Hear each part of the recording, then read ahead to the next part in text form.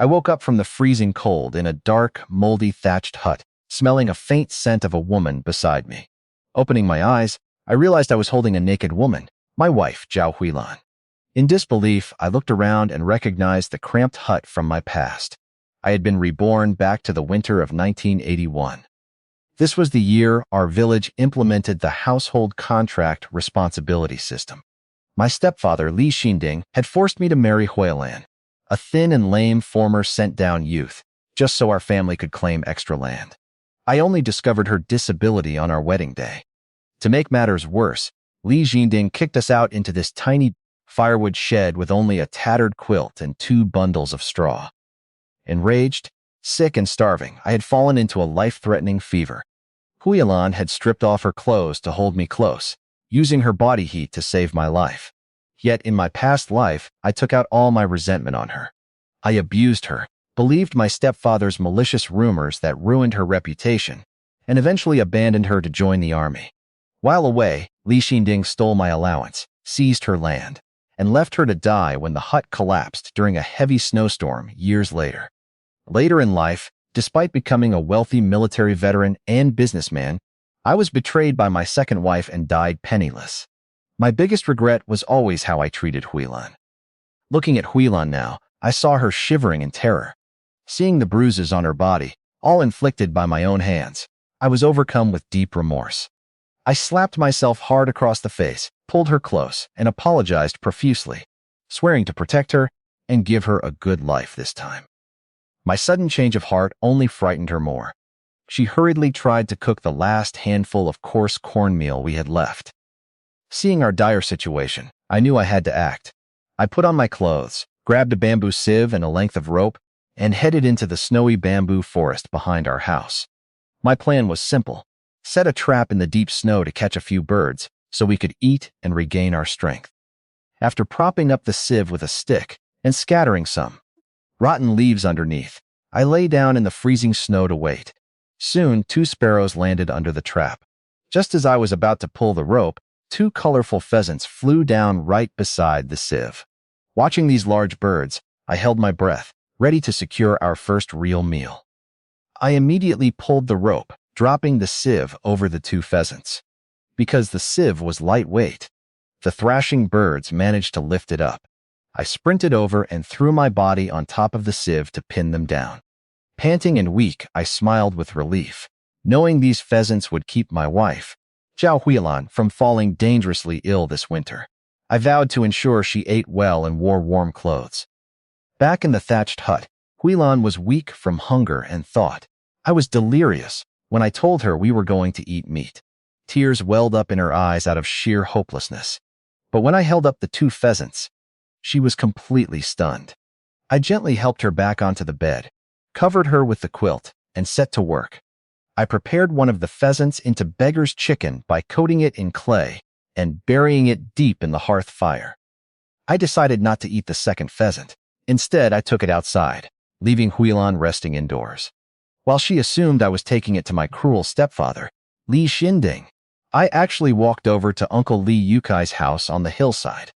We desperately needed warm clothes to survive the harsh winter, and I knew Uncle Yukai was a good-hearted man with a wide network in the village. When I knocked on his door, Uncle Yukai initially assumed I had come to beg for food. But when I showed him the pheasant, he was shocked that I had managed to catch such a large bird with a simple sieve. I asked to trade the pheasant for 2 sets of cotton-padded clothes. Understanding our plight, he agreed and had his wife bring out 2 sets of old clothes. I put on one of the warm coats immediately and felt life return to my freezing body. After thanking the couple, I borrowed a sickle and carried the remaining clothes and tools back to our thatched hut. As I opened the door to our hut, my stepfather happened to be stepping out of the outhouse nearby. Shocked to see us still alive, he tiptoed up to our door and smelled a mouth-watering aroma wafting from inside. Realizing that we actually had meat to eat, he stared in total disbelief.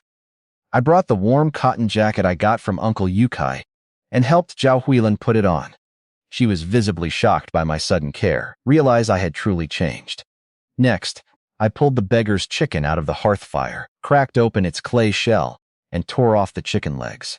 I gently fed the warm, savory meat to Huilan. Tasted such a delicacy for the first time in a long time, she broke down in tears of joy and insisted that I eat too. As we shared the chicken, I felt a deep sense of warmth and peace. Knowing a single bird was not enough to keep us fed, I prepared to go back into the mountains to hunt. Just then, my stepfather, Li Jinding, began pounding on our door from outside. Driven by greed and malice, he shouted vile insults, falsely accusing Huilan of sleeping with other men just to get food. I knew his scheme. He wanted to ruin her reputation so she would lose the promised factory job, leaving it open for his own family. In my past life, this false accusation drove Huilan to attempt suicide, breaking her leg and ruining her life. I vowed that I would not let history repeat itself. I yanked open the door and roared at Li Jinding to shut his mouth, declaring that I would not let anyone slander my wife. Huilan stood in disbelief, amazed that I was standing up to the man I had feared my entire life. When Li Jinding tried to strike me with a heavy firewood stick, I stepped aside. He lost his balance, slipped, and fell face first into the snow. Instead of getting up, Li Jinding began thrashing around in the snow like a madman, wailing loudly to the gathering crowd. He accused me of being an ungrateful son who beat his own father to protect an unfaithful wife. Hearing these horrific lies, the surrounding villagers began to whisper and point disgustedly at Huilan. Overwhelmed with distress, Huilan rushed out and tripped over the threshold. I caught her before she hit the ground, looked gently into her eyes, and told her to stay inside where it was warm. I assured her that I would handle everything. An elderly village elder, Grandpa Zhang, tried to lecture me, demanding I apologize to my stepfather, Li Jinding, and beat my wife, Zhao Huilan, to restore village honor. The surrounding villagers stepped closer, ready to turn on us. Huilan was terrified, knowing how weak I used to be. But this time, I held her firmly, looked Grandpa Zhang in the eye, and told him to keep quiet if he was going to talk nonsense, demanding to know who saw Huilan cheat or saw me strike Li Jinding. I addressed the entire crowd, reminding them how Li Jinding had mistreated my sister and me for years. I pointed to the miserable firewood shack he forced us into during the freezing winter, without leaving us a single grain of food. I told everyone how Huilan had begged for food on her knees in the snow to save my life. I declared that if anyone dared to spread lies about her again, I would defend her to the death. Huilan looked at me in complete disbelief, amazed by my willingness to stand up for her. Seeing our living conditions, the villagers shifted their anger toward Li Jinding. Aunt Wang and Grandpa Liu publicly scolded him for being heartless and cruel. Panicked, Li Jinding tried to claim the family division was final and none of their business. I cut him off and exposed his true motive in front of the entire village. I revealed that he was smearing Huilan's reputation solely to steal her allotted job at the state-owned fireworks factory and give it to his eldest daughter, Li Chunmei. The crowd erupted in outrage at his greed. Furious, Li Jinding charged at me with a stick, but I kicked him to the ground. I demanded that he publicly clear Huilan's name or I would report him to the police for defamation and force a legal redivision of our property. Terrified by the mention of the police, Li Jinding grew pale. Before we could settle it, my spoiled half-brother, Li Duan, suddenly rushed out of the main house, holding a meat cleaver. Screaming in a rage, he raised the knife high and swung it straight toward me, sending shockwaves and terrified screams through the crowd.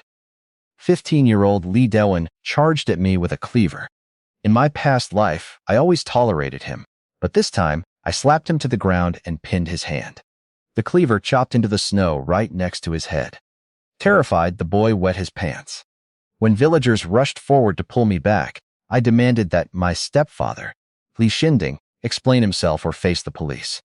I warned them that Duan's attack was attempted murder and would carry a long prison sentence. Li Jinding tried to claim he was only repeating rumors he had heard, but Uncle Li Yukai stepped up to expose his lies. Uncle Yukai confirmed that my wife, Zhao Huilan, had never entered anyone's house while begging and revealed that Li Jinding was trying to force us out so his own daughter could take Huilan's assigned factory job. The surrounding villagers quickly turned on Li Jinding, condemning his heartless behavior. Seeing he could no longer fool anyone, Li Xinding tried to retreat into his house. I called after him, warning that if he did not clear Huilan's name, I would immediately go to the police for defamation and attempted murder and demand a legal redivision of our household property. Scared of prison and losing his hidden grain and money, Li Xinding panicked. I forced him to yell at the top of his lungs so everyone could hear. He admitted that he made up all the slander about Huilan. After thanking the villagers for their support, I guided Huilan back inside the hut. She looked at me with newfound trust, noticing that the disgust in my eyes had been replaced with warmth and tenderness. I tucked her into bed, grabbed my tools, and headed out into the deep, snow-covered mountains, determined to hunt and secure our next meal. My shoes and socks were completely destroyed, so I wrapped dry corn husks around my feet and tied them with rope to keep warm before trekking into the snow-covered mountains. Since firearms were scarce in our village, setting traps was my best option as a former Special Forces soldier. I borrowed a sickle, cut down dozens of bamboo stalks to make spikes and flexible poles, and spent over an hour digging a deep trap pit in a natural rocky bottleneck. While working, I spotted a cluster of dense kudzu vines. Although digging up their roots for food takes too much effort, the tough vines made perfect ropes for my traps. Suddenly, a sharp whistle and noises from the mountaintop startled the woods, driving 3 large civets out of a tree hole. Excited by this opportunity, I blew my bamboo whistle and triggered pre-arranged strings of snowballs to startle them, funneling the frightened animals directly toward my trap. The civets ran straight into the narrow passage between the 2 steep rocks. One triggered a spring loop and was hoisted into the air, while the other 2 tumbled straight into the bamboo-lined pit. To ensure they could not escape, I yanked a kudzu vine, sending a pile of heavy stones crashing down into the pit to secure them. Exhausted but thrilled, I knew these 3 civets, each weighing over 10 pounds, meant a massive harvest for us. Meanwhile, inside the main house nearby, my stepfather, Li Xinding, was fuming at my mother, Lu Zhaodi, who remained silent and passive as always. My half-brother, Li Dewin, consoled him by mentioning that he had hidden our sieve so I could not catch any more birds, convinced that Zhao Huilan and I would soon starve to death. Just as they were comforting themselves with the thought of our impending demise, they heard my footsteps crunching in the snow outside. I called out excitedly to Huilan near our thatched hut, celebrating another successful haul from the mountains. Outside the main house, my stepfather, Li Xinding, scoffed at the idea that I had caught anything in the mountains.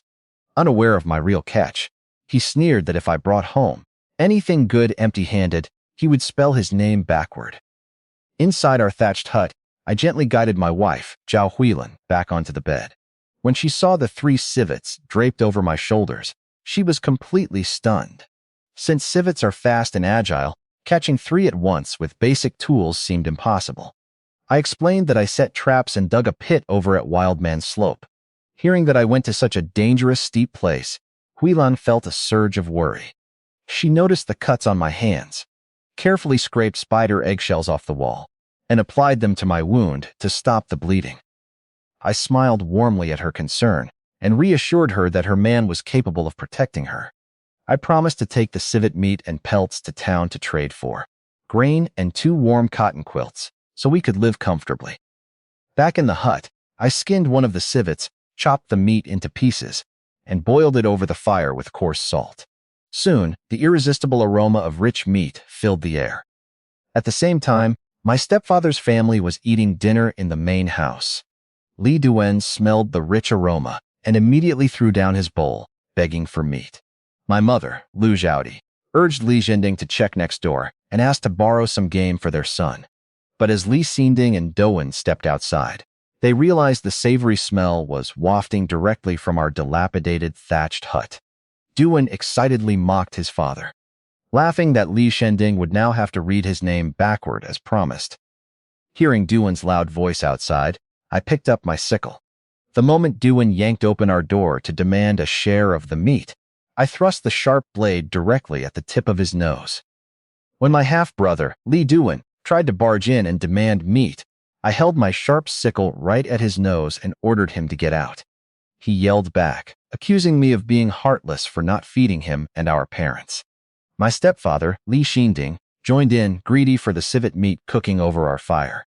As they tried to step closer, I swung my sickle hard, chopping it deep into our wooden door. The sudden blow terrified them, causing them to slip and fall off the steps.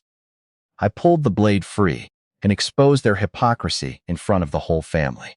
I reminded them that my sister and I had been working the fields and cooking for the household since we were young children, earning more than enough to cover our keep. They had exploited us for years, so I refused to let them leech off me any longer. My birth mother, Lu Zhaodi, finally stepped out of the main house, timidly trying to mediate. But I saw through her passivity and forced a bitter laugh, knowing she was only speaking up to get meat for her favored son, Li Dewen. I declared that no one would guilt-trip me into giving away food. I risked my life to hunt in the freezing mountains. Desperate, Li Xinding tried to beg for half a civet, but when he saw my unwavering stance and the blade in my hand, he backed off and dragged his family away in a rage. I slammed the door shut and shared the tender, steaming civet meat with my wife, Zhao Huilan. Watching me stand up to my family, Huilan looked at me with deep trust and a faint smile, realizing I was truly turning our lives around. Starving and happy, we set aside our restraint, eating eagerly until our faces were covered in oil, eventually bursting into laughter together. Realizing it was already late afternoon, I finished my portion quickly and picked up the 2 remaining civets. I needed to hurry to the supply station in town before it closed, so I could trade the pelts and meat for warm cotton quilts, ensuring Huilan would stay warm and safe through the freezing night. I tied the 2 civets securely to my back with hemp rope and placed the peeled civet skins under my seat. Using the steep, snow-covered mountain paths to my advantage, I slid downhill almost the entire way, reaching the town at the foot of the mountain in under an hour. It was nearly 5 o'clock in the afternoon when I arrived at the town's foreign trade station. Finding the building empty, I called out to see if anyone was around to buy my wild game.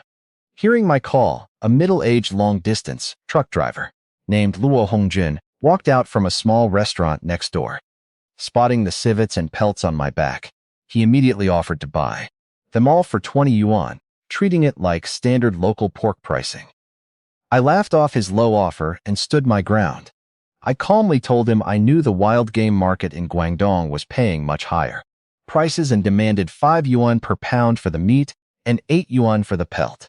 Surprised by my confident demeanor and knowledge of the market, Luo Hongjin admitted he was trying to lowball me and agreed to my terms. We weighed the game at the restaurant. The civets weighed 23 pounds in total.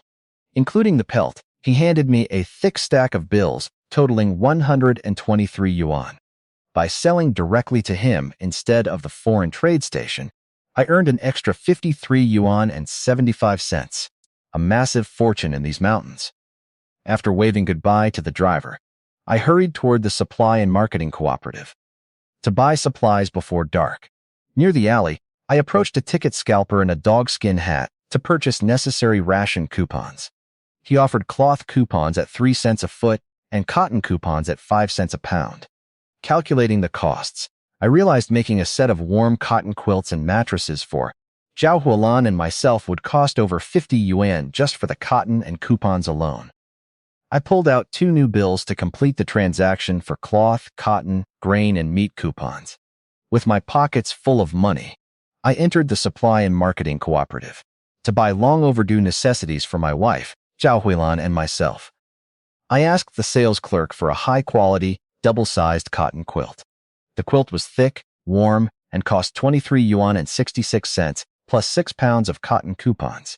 Willing to spend whatever it took to give Huilan a better life, I decided to buy 2 quilts, along with duvet covers, bed sheets, thermal underwear for both of us, and a cotton vest.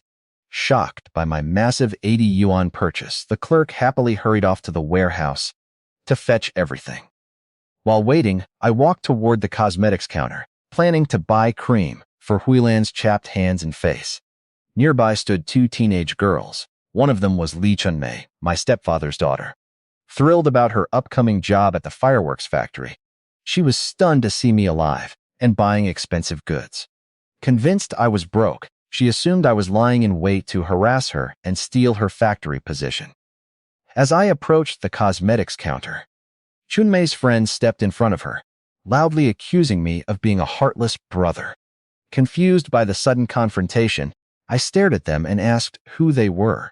Over 40 years had passed since my previous life, and Chunmei looked so ordinary that I genuinely did not recognize her. The surrounding shoppers laughed, assuming the girls had mistaken my identity. Embarrassed and enraged, Chunmei pointed at me and shouted to the gathering crowd that I was an ungrateful stepson. She falsely claimed that my stepfather had raised me, but I was now trying to steal her factory job for my crippled wife and was ambushing her on the street. Hearing her dramatic accusations, the onlookers quickly gathered round, pointing and whispering about the scandal. I had no time to waste arguing with my stepfather's eldest daughter, Lee Chunmei. I simply needed to purchase our supplies and return up the mountain before dark. When I asked her to move out of the way, she stepped back, assuming I was bluffing about having money. I walked up to the counter and requested face cream and clam oil for my wife, Xiao Huilan. To the clerk's surprise, I pulled out a thick wad of bills totaling over 100 yuan. The onlookers gasped at the sight of so much money. Embarrassed and jealous, Lee Chunmei publicly accused me of stealing it. I turned to her with a cold expression, offering to settle her accusations at the police station for defamation. Terrified of the police, Chunmei shrank back while her friend tried to make excuses for her. Without holding back, I exposed Chunmei's past in front of the entire crowd, revealing how she frequently stole from her family and framed my sister and me. Disgusted by her behavior, the surrounding shoppers began whispering about her sticky fingers, leaving her flushed with embarrassment and completely humiliated. When the clerk returned with my quilts, thermalware, and bedsheets, I paid over 90 yuan, tied everything securely to my back with hemp rope, and walked out without giving Chunmei another glance. Left behind under the harsh judgment of the crowd, Chunmei covered her face and ran off crying. Next, I went to the grain and food stations to buy rice and a small portion of lean meat. However, as I prepared to head back up the mountain, a pair of hands suddenly reached out from a side alley and yanked me inside. It was the ticket scalpers in dogskin hats from earlier. Their eyes gleamed as they stared at me. Realizing that displaying my wealth had made me an instant target, my face darkened. When the ticket scalper in the dogskin hat grabbed my arm, I immediately twisted and pinned him to the ground. The group panicked, explaining they only wanted to sell me cigarettes. Realizing cigarettes were essential for networking, I took out 5 yuan and bought several packs of guest-worthy brands, Changjiang, Dakanman, and 2 expensive packs of Hong Tashan. The scalpers were stunned that I bought high-end cigarettes without hesitation. Next, I stopped by the grain station for 2 bottles of bulk liquor before heading back up the mountain. Carrying 70 to 80 pounds of supplies through the deep snow, I trudged along the winding mountain path.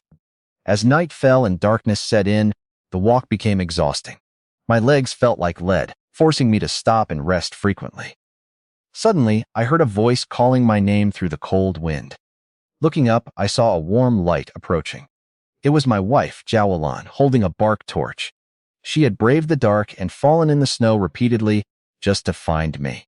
Heartbroken and touched, I rushed forward, wiped her tears, and gently reassured her.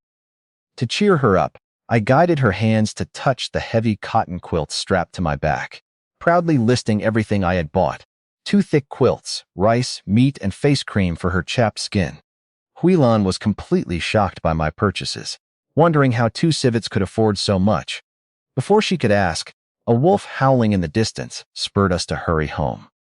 We navigated the final stretch together, with Huilan holding the small bag of rice.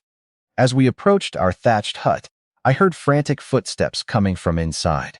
Shoving Huilan behind me, I grabbed a heavy firewood stick just as a dark figure bolted out of our doorway. Without hesitation, I swung the stick hard across the intruder's path. My swing struck the dark figure running out of our hut. A painful scream echoed through the night. It was my half-brother, Li Dewen. My wife, Zhao Huilan, held up her torch, revealing Dewen clutching his bruised leg in the snow while holding half of our cooked civet. Hearing his son's cries, my stepfather, Li Xinding, rushed over in a rage, accusing me of abusing his child. However, Li Xinding's fury turned to pure greed the moment he spotted the two brand-new cotton quilts strapped to my back. Trying to guilt me, he claimed he deserved the civet meat for raising me, and demanded I pay for Duan's medical care or hand over one of the new quilts. When Duan's whining did not get the desired reaction, Li Xinding pinched the boy, hard to make him cry louder, threatening to summon the whole village to shame me. Instead of backing down, I cupped my hands and yelled at the top of my lungs, calling out that there was a thief in the village.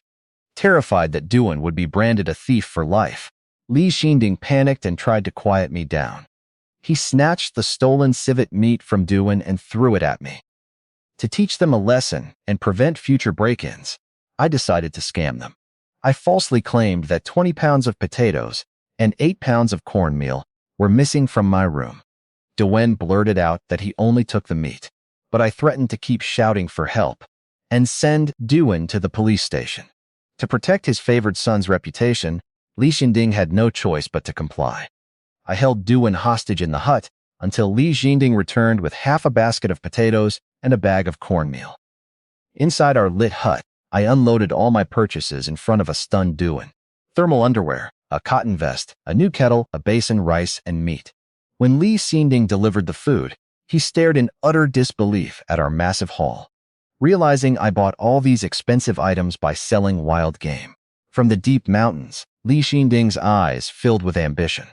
He resolved to go hunting in the mountains early the next morning to outdo me and secure his own fortune. Li Xinding furiously dropped the 20 pounds of potatoes and 10 pounds of cornmeal onto the floor before dragging Li Duan away.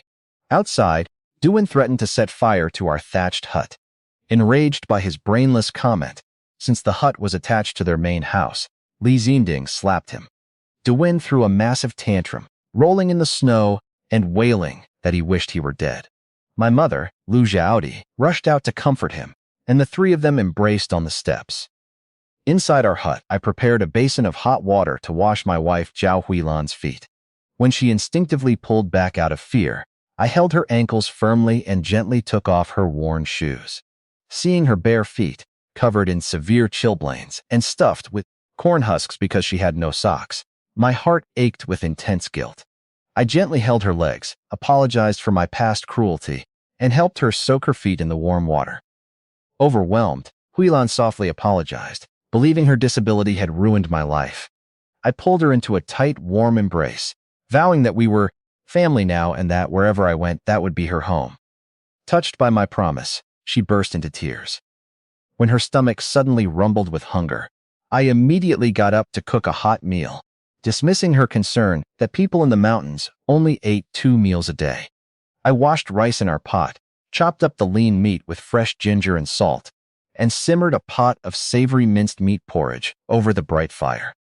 As the mouth-watering aroma of the bubbling porridge wafted through the air, it drifted right up into the second-floor bedroom of Li Xinding's house. Smelling the rich meat, Duan threw another furious crying fit, demanding a bowl.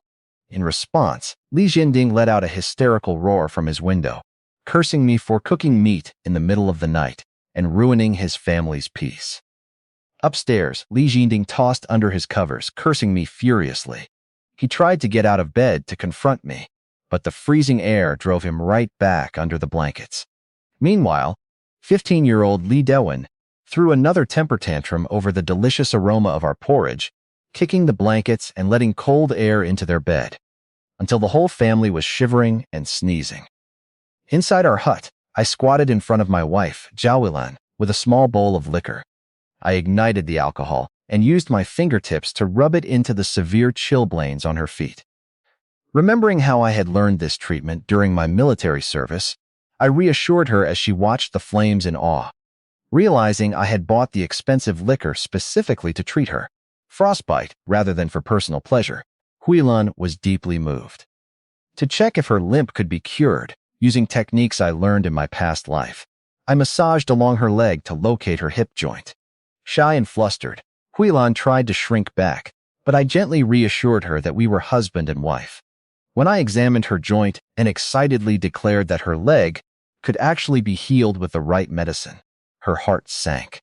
Misunderstanding my excitement, she assumed I was only treating her well, because I thought she could be cured. Knowing every doctor had told her the condition was congenital, she quietly wept under the covers, terrified I would abandon her again once I realized she would remain a cripple. Unaware of her inner turmoil, I served her a warm, steaming bowl of minced meat porridge.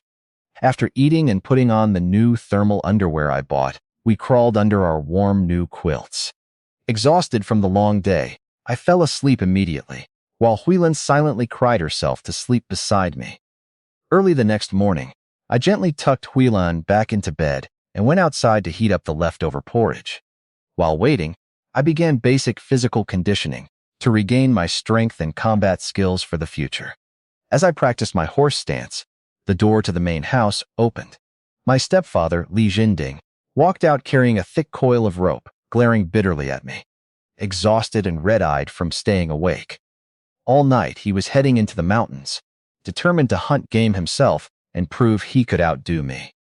I finished my bowl of lean meat porridge and prepared to head back into the deep mountains. Before leaving, I handed my wife, Zhao Huilan, the remaining 1 yuan and 13 cents from yesterday, telling her that she was in charge of our money from now on and could buy whatever she wanted. In our mountain village, men were the absolute heads of the household, so my action left her deeply surprised and touched. However, her eyes quickly dimmed again, believing this was just a fleeting dream that would end once I realized her leg was incurable. Unaware of her inner thoughts, I picked up my tools and hiked back to the trap pit I dug yesterday. While I was repairing the damaged bamboo spikes at the bottom of the pit, I heard footsteps in the snow. I looked up and saw my stepfather, Li Jinding, sneering down at me, mocking me for relying on mere luck to catch civets. Knowing how ruthless he could be in the wilderness, I quickly climbed out of the pit to guard against him. As I climbed out, my eyes caught a fan-shaped patch of deep yellow growing on an ancient mulberry tree behind him. My heart raced. It was a massive Phalenus linteus, a rare medicinal fungus at least 50 years old and weighing over 3 pounds. Remembering from my past life that a piece this size could sell for over 300 yuan, I was thrilled. To chase Li Jinding away without revealing my discovery, I grabbed my hoe and threatened to kill him in the deserted forest. Terrified, the old man tripped over himself and tumbled down the hillside. Once he was gone, I climbed the tree and carefully harvested the prized fungus. Moments later, Li Jinding crawled back up the hill, mocking me for collecting what he foolishly believed to be a worthless tree mushroom. I stayed quiet, letting him fall for his own ignorance. As I prepared to set up the trap, I spotted a fresh plant root in the soil nearby and dug it up. It was a fresh Banqiao Cotinopsis weighing at least a pound. Recognizing the valuable herb, Li Jinding instantly widened his eyes in disbelief, beating his chest in pure jealousy and regret over missing out on such a profitable find right under his nose. Ignoring my regretful stepfather, Li Jinding, I tucked the Cotinopsis into my pocket, grabbed the valuable Phalenus linteus along with my tools, and headed down the mountain. On the way, I cut down over a dozen bamboo stalks and dragged them home. When I opened the door, my wife, Zhao Huilan, was not inside. Panicked, I rushed back out and saw her struggling to carry a heavy bamboo basket, limping toward our hut. I ran over and snatched the basket from her hands, raising my voice out of pure worry for her health. Terrified by my loud tone, Huilan shrank back and wept in silence. Realizing I had frightened her, my heart ached. I picked her up in my arms and carried her back toward the hut, gently explaining that I was only worried she would catch a cold in the freezing weather without proper socks. As I carried her past the village water puddle, nearby villagers pointed and whispered about us. I glared back, proudly declaring that it was nobody's business if I hugged my own wife. However, Li Fugui's domineering wife loudly mocked us, calling me a good-for-nothing for marrying a cripple. Enraged, I set Huilan down, picked up my hoe, and slammed it into the frozen ground. I confronted the woman fiercely, warning her that Huilan had saved my life and I would fight anyone to the death who dared to insult her. I even threatened to dig up her late father's grave if she kept harassing us. Terrified by my intense anger, the woman backed off, stammering insults about my dead parents and Huilan's disability. When she turned around to pick up her bucket, she slipped on the icy ground, fell flat on her back, and covered herself in mud. I laughed out loud at her instant karma. Fuming with embarrassment, she limped away, swearing her brothers would come beat me up. Back inside the hut, I saw that Huilan had traded a portion of our precious rice for a basket full of potatoes to stretch our food supply. I praised her for being a smart manager, promising again that we would soon have money, heal her leg, and buy her warm clothes. Yet, hearing me mention her leg only made her silently worry that I would resent her if the cure failed. Comforting her as best as I could, I brought the bamboo stalks indoors and picked up my sickle to start crafting tools, leaving Huilan watching me in total astonishment. I prepared a savory civet hot pot with spicy dried chilies, potatoes, and red oil. Once cooked, I filled a large porcelain bowl with the fragrant stew to share with Uncle Lee Yukai. As I walked past my stepfather's house, my half-brother, Lee Doan, stood drooling by the door, staring hungrily at the bowl of meat. Desperate, the boy began yelling toward the mountains, demanding to know when his father would return with food. At Uncle Yukai's house, he tried to decline the food, but I insisted, placing the bowl on his table. I expressed my gratitude for his past help, handed him 2 packs of Dakianmin cigarettes, and turned to leave. Touched by my gesture, Uncle Yukai chased after me and shared some wonderful news. The village team leader, Li Yufu, revealed that the village storage room would soon be vacant due to new agricultural policies. Seeing our current housing situation, Uncle Yukai offered to help me speak with his brother to let us stay in those sturdy brick houses for the winter. This was a major breakthrough. I had brought the meat not only to repay Uncle Yukai's kindness, but also to build a positive reputation with his brother. Before I left, Uncle Yukai's wife handed me a basket of winter cabbages and radishes, which I gratefully accepted to help nourish my wife, Zhao Huilan. Back at the hut, Huilan had waited for me to eat together. We sat on 2 bamboo chairs I had handcrafted earlier, enjoying the spicy hot pot by the warm fire. Filled with a rare sense of peace, she marveled at how much I was protecting her. After the meal, I cleaned up and spent the next 3 hours crafting a bamboo table, a 4-tiered shelf, dustpans, and winnowing baskets. Huilan watched in awe, amazed by my skill. As evening fell, I grabbed 2 packs of Changjiang cigarettes and prepared to head out. Knowing my stepfather's family was still plotting to ruin us over the factory job, I decided to take action and secure the position for Huilan once and for all, crushing my stepfather's schemes for good. I headed to the village committee, where I easily secured the official stamped note for the fireworks factory position that my stepfather Li Xinding had coveted. After sharing Changjiang cigarettes with the committee members, I returned home to eat a peaceful dinner with my wife, Zhao Huilan. Next door, however, chaos erupted. My stepsister, Li Chunmei, returned crying, while Li Xinding returned empty-handed. After searching the mountains all day, his clothes torn and face scratched, my half-brother, Li Doan, threw a furious tantrum over missing out on meat again, breaking an earthenware pot. Li Xinding comforted him by promising to retrieve the official note from the village the next day so Chunmei could start working and earning money before the new year. Reassured by the prospect of Chunmei securing a government salary, the family cheered up, plotting how to deal with me later.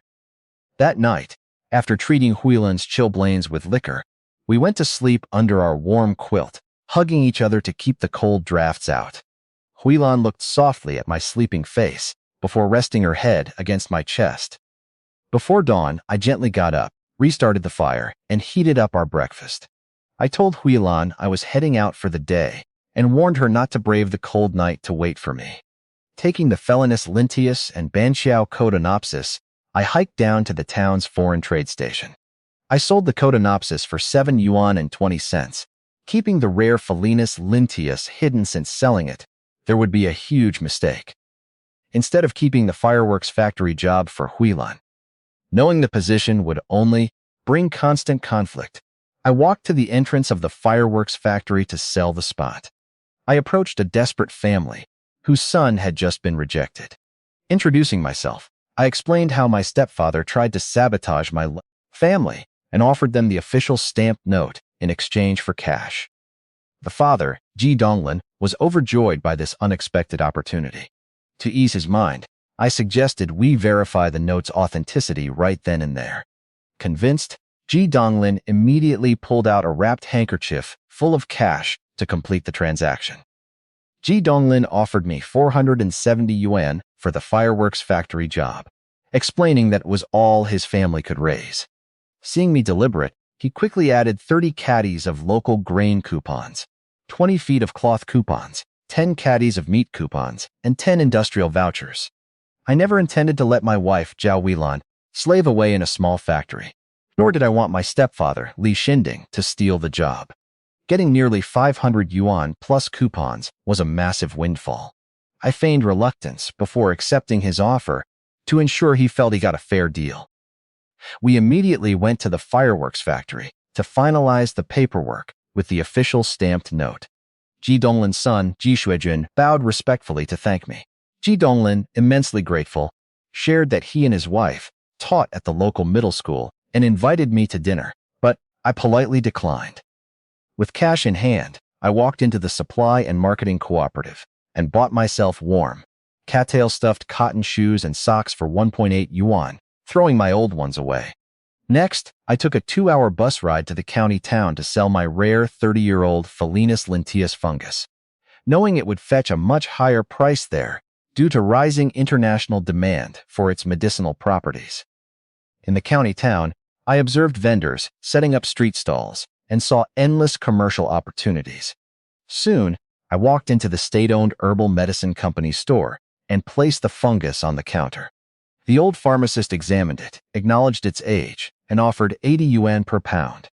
As I feigned hesitation, I heard footsteps behind me. I turned to see a sharp-looking, middle-aged man in an expensive navy blue wool coat walking toward us with bright eyes. My lips curled into a smile. The big fish I was waiting for had finally taken the bait. Inside the state-owned herbal medicine company store, a middle-aged man in a wool coat, He Zhendong, offered me 100 yuan per kilogram for my Phalenus lentius. As I hesitated, a man in a leather jacket, Hu Dahai, rushed into the shop and immediately offered 300 yuan. The old pharmacist slammed his fist on the counter, accusing them of stealing state-owned shop business, but Hu Dahai ignored him. He Zhendong quickly raised his offer to 150 per pound, but Hu Dahai countered with 500. Seeing them bid against each other, I pretended to be a timid mountain local and suggested they both state their absolute highest price. Recognizing my tactic, both men gave me a deep look, but neither wanted to back down due to their connections in the southern game market. Moments later, Hu Dahai handed me 900 yuan for the fungus. Combined with the 470 yuan from selling the factory job, my pockets were bulging with cash. Although He Zhendong lost the bid, he introduced himself, noting that I was sharp for orchestrating the bidding war inside the pharmaceutical shop. I admitted my scheme candidly, which earned his respect. Meanwhile, Hu Dahai put his arm around my shoulder, inviting me to bring any future rare finds straight to his shop near the wharf. To return the favor, I advised Hu Dahai to hold on to the Phalenus lentius rather than selling it immediately. I explained that buyers from Japan were driving prices up daily due to its anti-tumor properties, and its value would likely double by next year. Shocked by my deep knowledge of southern market trends, everyone in the shop, including the old pharmacist, looked at me in total amazement. With a pocket full of money, I changed the subject and mentioned that my wife was sick and required several rare medicinal herbs to treat her leg. Looking at Hu Dahai and He Zhendong, I anxiously asked if they could help me source these hard-to-find ingredients. Inside the state-owned herbal medicine company store, the old pharmacist proudly told me his shop had the best selection of medicinal herbs in the county. Borrowing a pen and paper, I quickly wrote down the formula for the bone-setting purple gold pill from memory. Impressed by my calligraphy and knowledge, the pharmacist retrieved the herbs for $12.86. Holding the bag tightly, I felt immense relief, knowing these rare herbs would treat my wife Zhao Huilan's leg. With nearly 1,400 yuan remaining in my pocket, I went on a shopping spree through the county town before my 3 o'clock bus ride. I bought Huilan 2 pairs of corduroy cotton shoes, 4 pairs of thick socks, 2 sets of hand-sewn cotton, jackets and trousers, along with sets for myself and treats like brown sugar, malted milk powder, and pastries. Loaded with bags, I boarded the bus back to town. On the way, 3 young thugs with slicked hair and flashy clothes sat directly across from me, eyeing my bulging pockets greedily.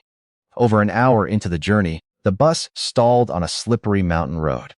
The thugs drew gleaming daggers and threatened to harm anyone who refused to hand over their valuables. As one of them raised his hand to strike a crying passenger, I grabbed his wrist, dislocated his joint, and slammed him to the floor. When his accomplice lunged with a blade, I dodged, slammed his head against the bus, and twisted his arm until he fell to his knees screaming.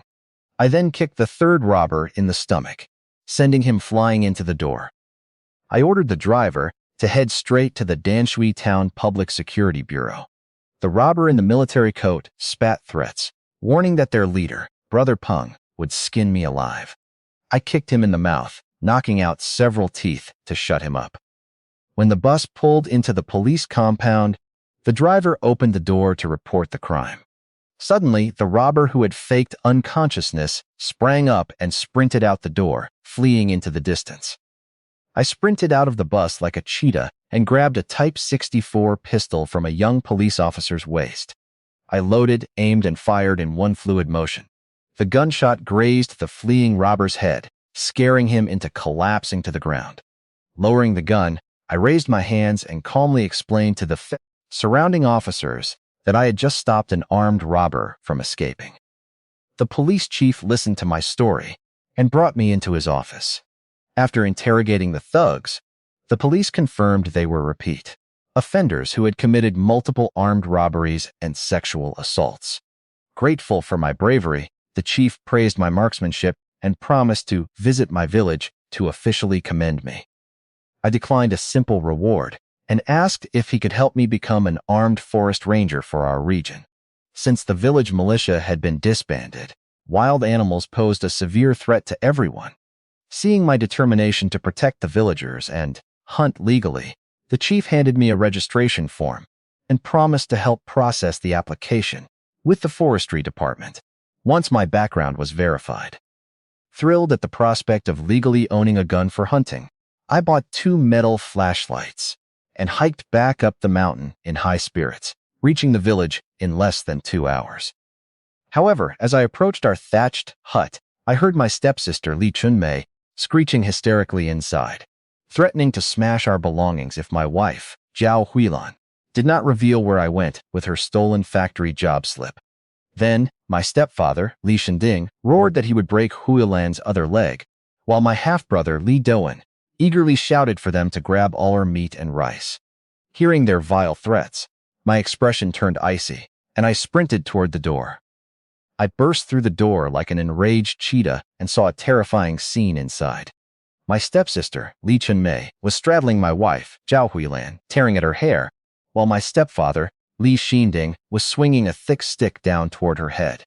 Meanwhile, my half-brother, Li Duan, was huddled in the corner gorging on our food. Blind with rage, I grabbed a carrying pole from behind the door and smashed it straight into Li Chunmei's face, knocking her off Huilan as blood splattered from her mouth. Next, I swung the pole at Li Shanding, knocking him flat onto his back and scraping his hands raw. When Li Duan tried to stand, I stomped hard on his fingers, leaving him screaming in pain on the floor. Standing protectively in front of Huilan, I held the pole against Li Shinding's throat. Terrified, Chunmei scrambled backward and blurted out that Li Shinding told them to kill Huilan to steal back the factory job permit. Driven to near murderous fury, I stomped on Li Shinding's hand and then crushed Duan's fingers under my foot as he wept for mercy.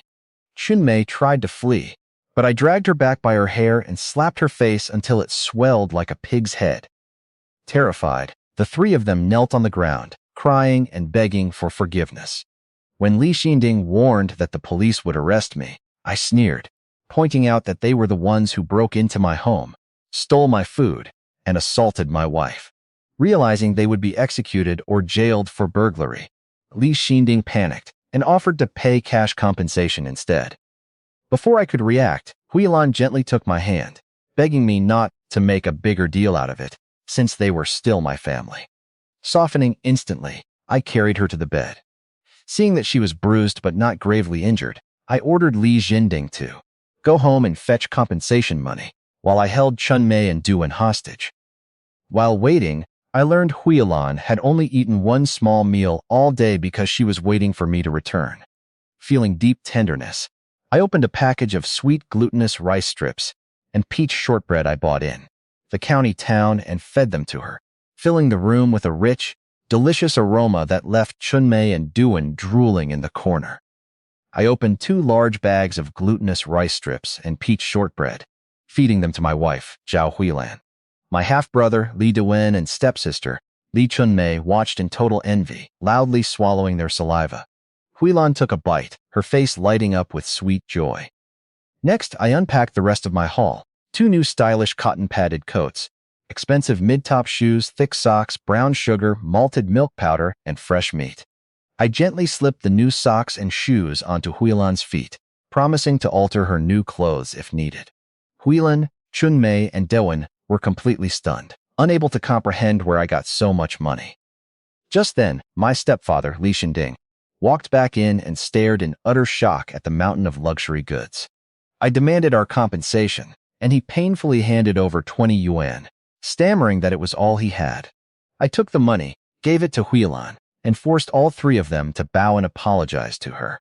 Terrified, they begged for mercy before scrambling out the door. Huilan was deeply moved, feeling the protection she had always dreamed of. Panicked by the huge sum of money, Huilan worried I had done something illegal. I reassured her that it was completely legitimate, handed her over 300 yuan to keep, and set aside 800 for other uses. Seeing her eyes widen at the pile of cash, I laughed and admitted that I had Li Jinding to thank for it. I explained that while I was in the trap pit, Li Jinding called out to me, causing me to look up and discover a massive Felinus linteus fungus on the tree above, which I sold for a fortune in the county town. Suddenly, a loud thud sounded outside as the door shook. I yanked it open to find Li Jinding collapsed at the bottom of the steps, twitching in agony. He and his children had been eavesdropping outside. Realizing that the worthless tree mushroom he mocked was worth hundreds of yuan, Li Jinding howled in agonizing regret, slapping his own face in despair. I sneered and shut the door. Outside, Duan's face twisted with pure malice. He pulled Li Jinding up, pointed at the wooden support beams of our dilapidated thatched hut, and suggested knocking the pillars down to collapse the house and crush Huilan and me inside. Outside our hut, my stepfather, Li Jinding, plotted with my half-brother, Li Dewen, to sabotage our living quarters.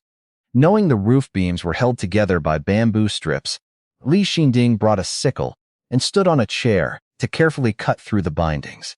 He aimed to make the hut collapse on my wife, Zhao Huilan, and me in a few days so it would look like an accident, freeing him from suspicion. He worked silently for nearly half an hour in the freezing wind until the strips were barely holding. Inside, Huilan walked joyfully in her warm new shoes and counted the 380-something yuan I had given her. After we enjoyed a warm dinner together, I prepared a traditional herbal formula I had bought in the county town. I helped Huilan onto the bed to set her misaligned hip joint. Sensing her fear that the treatment would fail and lead to disappointment, I distracted her by asking about our savings. The moment her focus shifted, I applied a precise bone-setting technique. A crisp crack echoed from her hip. Huilan let out a sharp cry of pain, curling up as cold sweat poured down her body. Heartbroken by her distress, I held her tightly in my arms. Believing her leg was truly incurable, she wept bitterly, begging me not to resent her and promising to serve me faithfully. Before I could explain that the bone setting was successful, a shrill voice interrupted us from outside. It was Li Fugua's wife, who had returned with her brothers. She shrieked at me to come out, threatening that her family would break my legs and force me to kowtow and apologize to her. Li Fugui's wife, Tian Chuiping, held a bitter grudge against me after losing face in public yesterday. Since her husband refused to stand up for her, she braved the snow to return to her parents' home and brought her 3 tyrannical brothers to confront me. Hearing the commotion outside, my stepfather, Li Xinding, and his children rushed out to watch the show. Tian Chuiping's oldest brother, Tian Long, slammed hard on my door. Surrounding villagers gathered to watch, gossiping about my impending doom instead of helping me. Inside the hut, I gently comforted my wife, Zhao Huilan, telling her to stay put. I picked up a wooden stick, opened the door, and stepped outside. Tian Long tried to intimidate me, slapping the stick out of my hand. I grabbed his wrist and threw him aside, explaining that his sister was the one who hurled insults at my wife first. Tian Chuiping screeched lies, claiming I pushed her to the ground and demanding 10 yuan plus a kowtow. Apology from my crippled wife and me. Li Xinding joined in, lying to the crowd that he saw me push her. The 3 Tian brothers closed in, threatening to break my legs if I didn't pay up. I tried to reason with them, but Tian Chuiping's second brother, Tian Hu, roared and kicked me in the stomach. I absorbed the impact, fell intentionally to establish that they struck first, and called the crowd to witness it. In a flash, I sprang up, grabbed Tian Hu, and executed a clean shoulder throw, slamming him onto the icy ground. Tian Long and the third brother charged at me together, but I used my years of military combat skills to easily overpower them, slamming them both down. Without hesitation, I methodically dislocated the arm joints of all 3 brothers, leaving them groaning in unbearable pain on the snow. The surrounding villagers backed away in sheer terror, realizing I was truly willing to go to extremes to protect my wife. Li Xinding and his children turned deathly pale, shuddering in fear. I ignored them, walked straight up to the trembling Tian Chuiping, grabbed her collar, and delivered a heavy slap across her face, asking her coldly if she still wanted me to kowtow and apologize. When I slapped Tian Chuiping again, she threw a fit, rolling on the ground, and shamelessly taking off her clothes to falsely accuse me of harassment. Her oldest brother, Tian Long, groaned in pain, threatening to report me to the police for breaking their arms and harassing his sister. I smiled calmly, walked over to Tian Long, and grabbed his dislocated arm. With a swift twist and a sharp snap, I popped the joint back into place.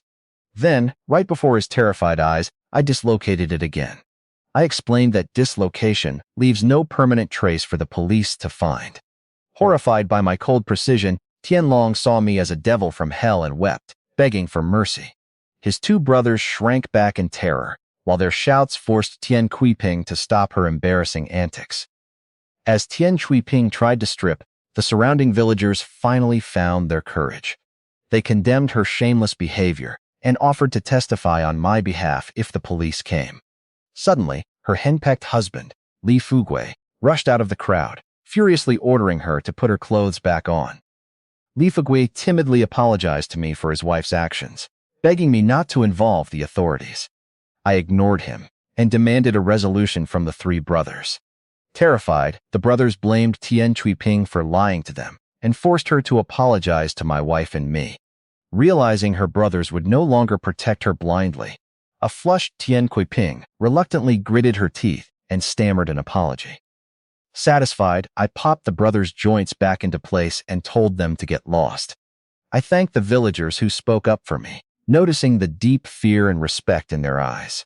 They realized I was no longer the timid boy of the past and knew never to cross me again. I quickly turned around and went back into our hut, eager to brew the herbal medicine for Zhao Huilan. But as I opened the door, I saw Huilan sitting on the floor by the entrance, her hands covering her face as she sobbed uncontrollably. Finding my wife, Zhao Huilan, crying hysterically by the door, I carried her to the bed and tried to reassure her. Sitting up, she threw her arms around me and sobbed with immense relief. She had tested her leg and realized it was truly healed. She could walk normally. All the painful years of discrimination, abandonment by her parents, and harsh treatment as an educated youth poured out in her tears. I held her close, comforting her until her long-suppressed grief finally subsided. When she looked up to thank me, I gently covered her mouth, telling her to avoid unlucky words. I promised that we would build a wonderful life together, raise many children, and live in a warm house. Flushed with shyness, Huilan softly asked to wash her hair and take a bath. Missing her subtle hint, I simply went to boil water for her. I instructed her to rest her injured leg muscles, while taking her medicine. Once the water was hot, I carefully washed her hair in an enamel basin. As I dried it, I noticed how beautiful she looked beneath the grime and sun exposure, with her delicate nose, bright eyes, and rosy lips. When she shyly asked me to step outside while she bathed, I clumsily obliged, reassuring her I would wait in the cold. Laughing quietly at my dense response, Huilan braced herself for a bath despite her sore leg. Standing in the freezing wind outside, hearing the splashing water indoors, my thoughts began to drift. Suddenly, the sound of a porcelain basin clattering and Huilan's startled cry echoed from inside. Fearing she was hurt, I burst through the door without a second thought, only to freeze in my tracks, standing dumbfounded as her fair skin and figure appeared through the rising steam. I sprinted back into the room, terrified that my wife, Zhao Huilan, had fallen. Instead, I accidentally walked in on her bathing. Embarrassed, I quickly bolted back outside. The chilly mountain wind whipped against my face, but my cheeks were burning hot. Inside, Huilan quickly finished dressing and called me back in. We both stammered through an awkward apology, though her eyes softened with genuine warmth at my concern. To break the tension, I poured her a bowl of freshly brewed leg medicine.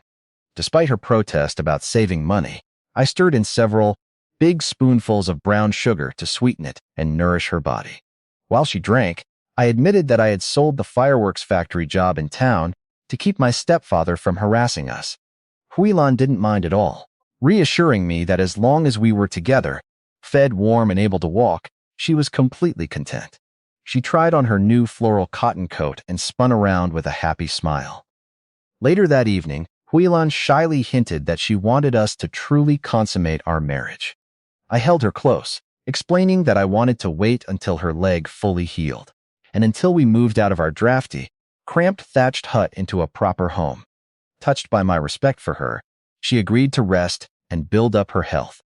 The next morning, I woke up early, completed my physical training, and headed straight to the village committee at the local primary school. I needed to secure the village's vacant storage room before anyone else claimed it. I greeted the production team leader, Li Yufu, and handed him a high-end Changjiang cigarette, mentioning that Uncle Yukai told me about the empty storage room. Li Yufu sighed, admitting that while my hardship normally made me the top candidate, someone in the village had raised a strong objection, making it difficult for him to grant us the space.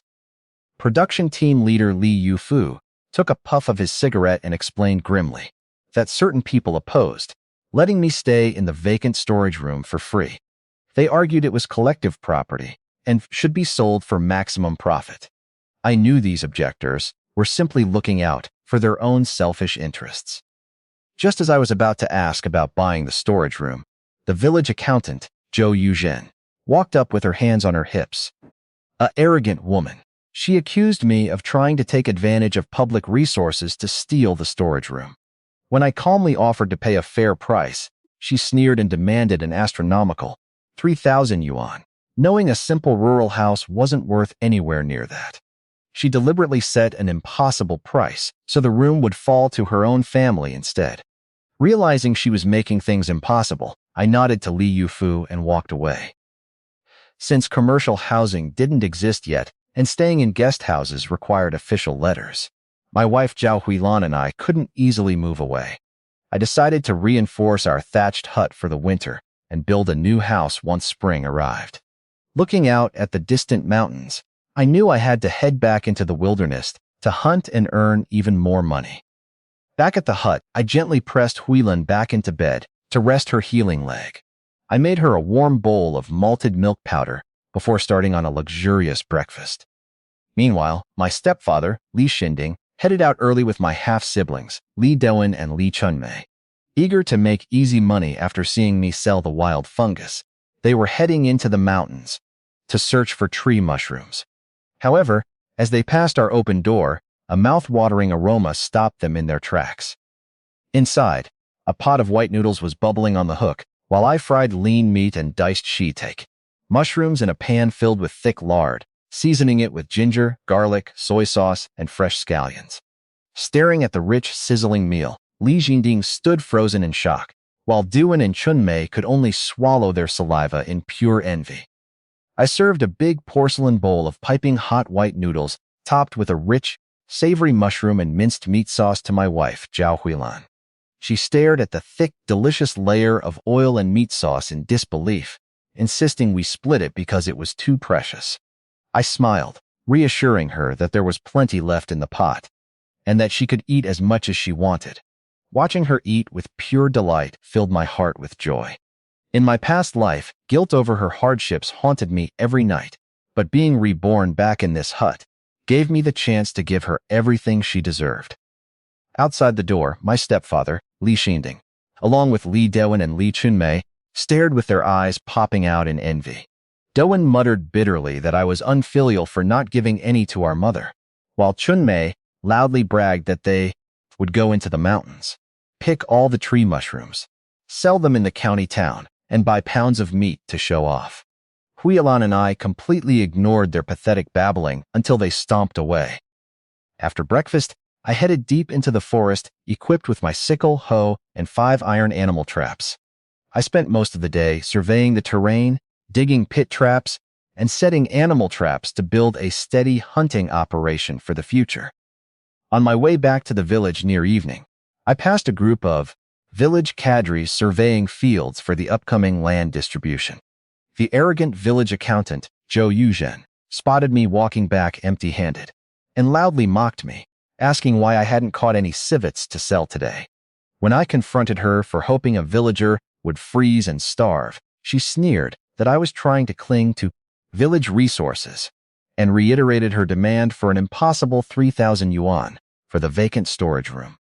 Production team leader Li Yufu immediately stepped in, scolding Zhou Yuzhen for making official decisions on her own and demanding a price no poor family could afford. However, the scheming Zhou Yuzhen instantly turned on him, accusing him of taking bribes because my uncle had received a pack of cigarettes from me. She even snatched the half-pack of cigarettes from Li Yufu's pocket, publicly framing him to strip away his voice during the upcoming village meeting about the storage room. Seeing production team leader Li Yufu put in a difficult position on my account, I turned directly to the village accountant, Zhou Yuzhen. I publicly exposed that her private land plot was a full acre larger than last year's allowance and brought up rumors about her brother taking 5 bags of public fertilizer. Terrified that her corruption would be investigated, Zhou Yuzhen turned pale, and the surrounding cadres quickly stepped in to smooth things over, agreeing to discuss the vacant storage room at that evening's meeting. I made it clear to the cadres that I didn't care whether I stayed in the storage room or not, but I refused to let anyone abuse their authority.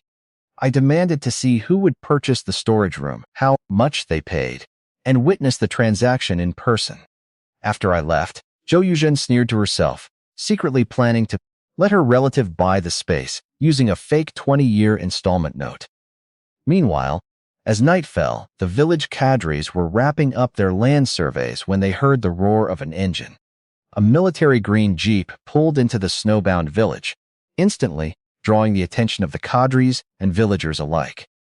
The jeep stopped, and 3 police officers in uniform stepped out, followed by Tian Cui-ping.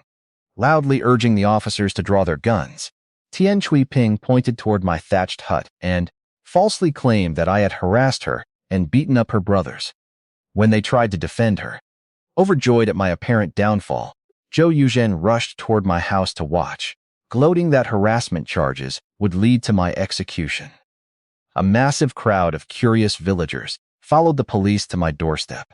Striding through the crowd with smug pride, Tian Cui-ping kicked open the door to my thatched hut and screamed for me to step out and face justice.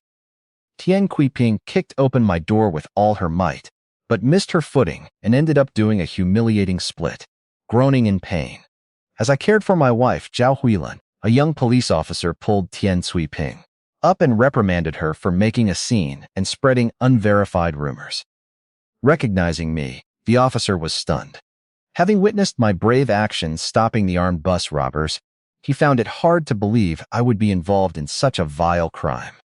I greeted him politely and explained that Tian Cui-ping's claims of harassment, assault, and torn clothes were completely fabricated. Suddenly, the village accountant, Zhou Yuzhen, pushed through the crowd and scoffed, claiming no woman would risk her reputation to lie. She falsely claimed I was intoxicated after selling civet meat and targeted Tian Kuiping because I was married to a lame, ugly woman. I immediately shut her down by exposing her private land expansion and stolen fertilizer in front of the officer. Then I called Huilan to step outside. When Huilan walked out, the crowd fell completely silent in shock.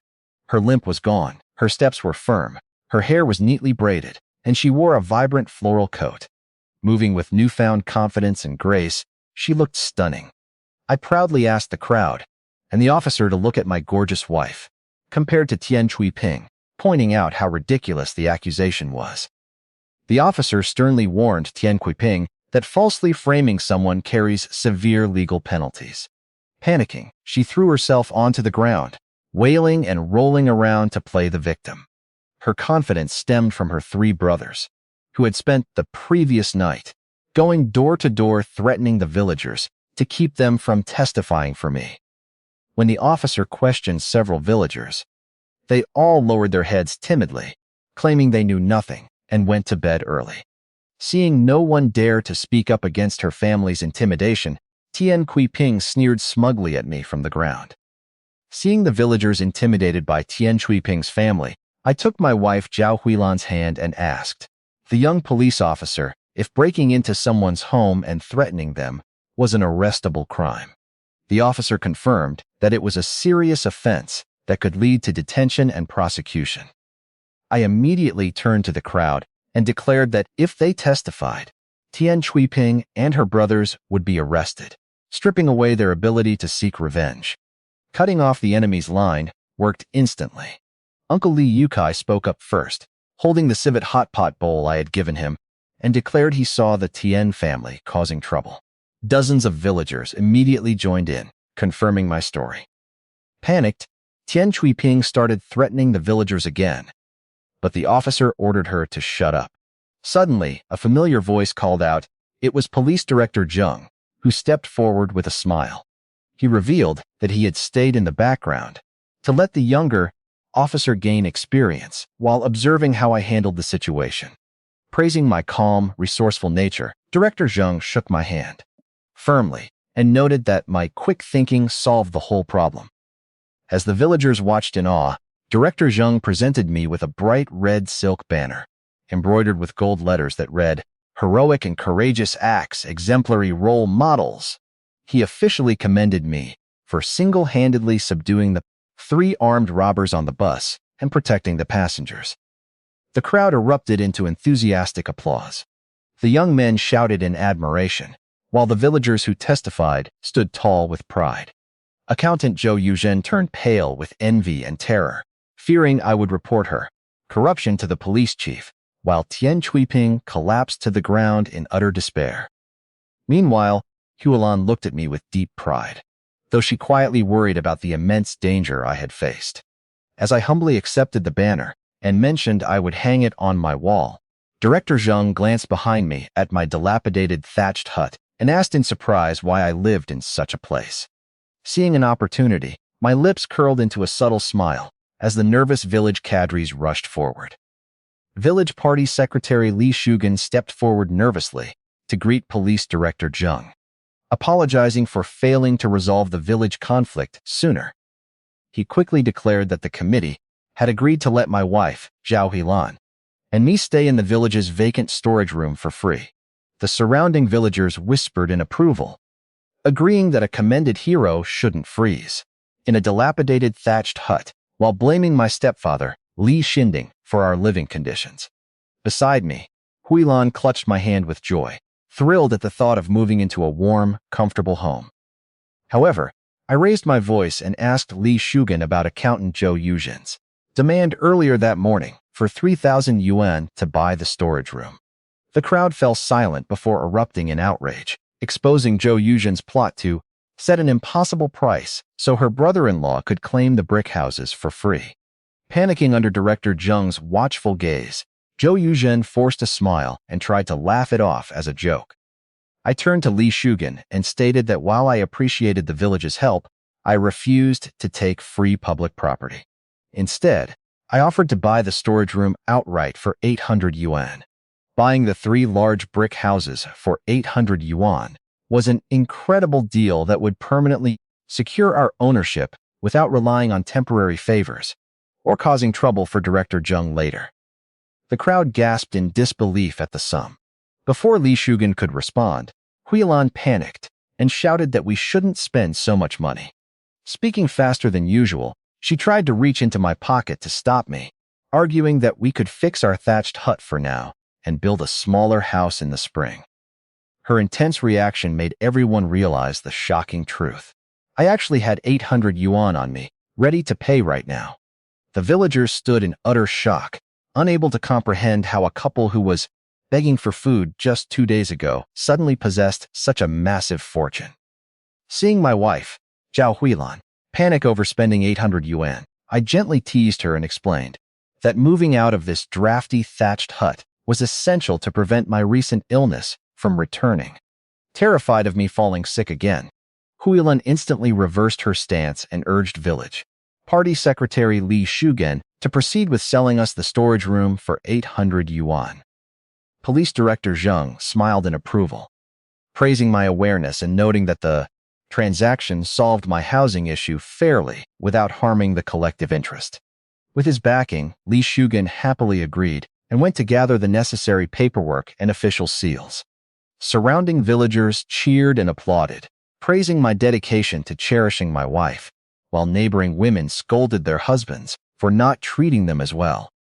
Meanwhile, the investigating officer emerged from our hut after taking witness statements from the villagers.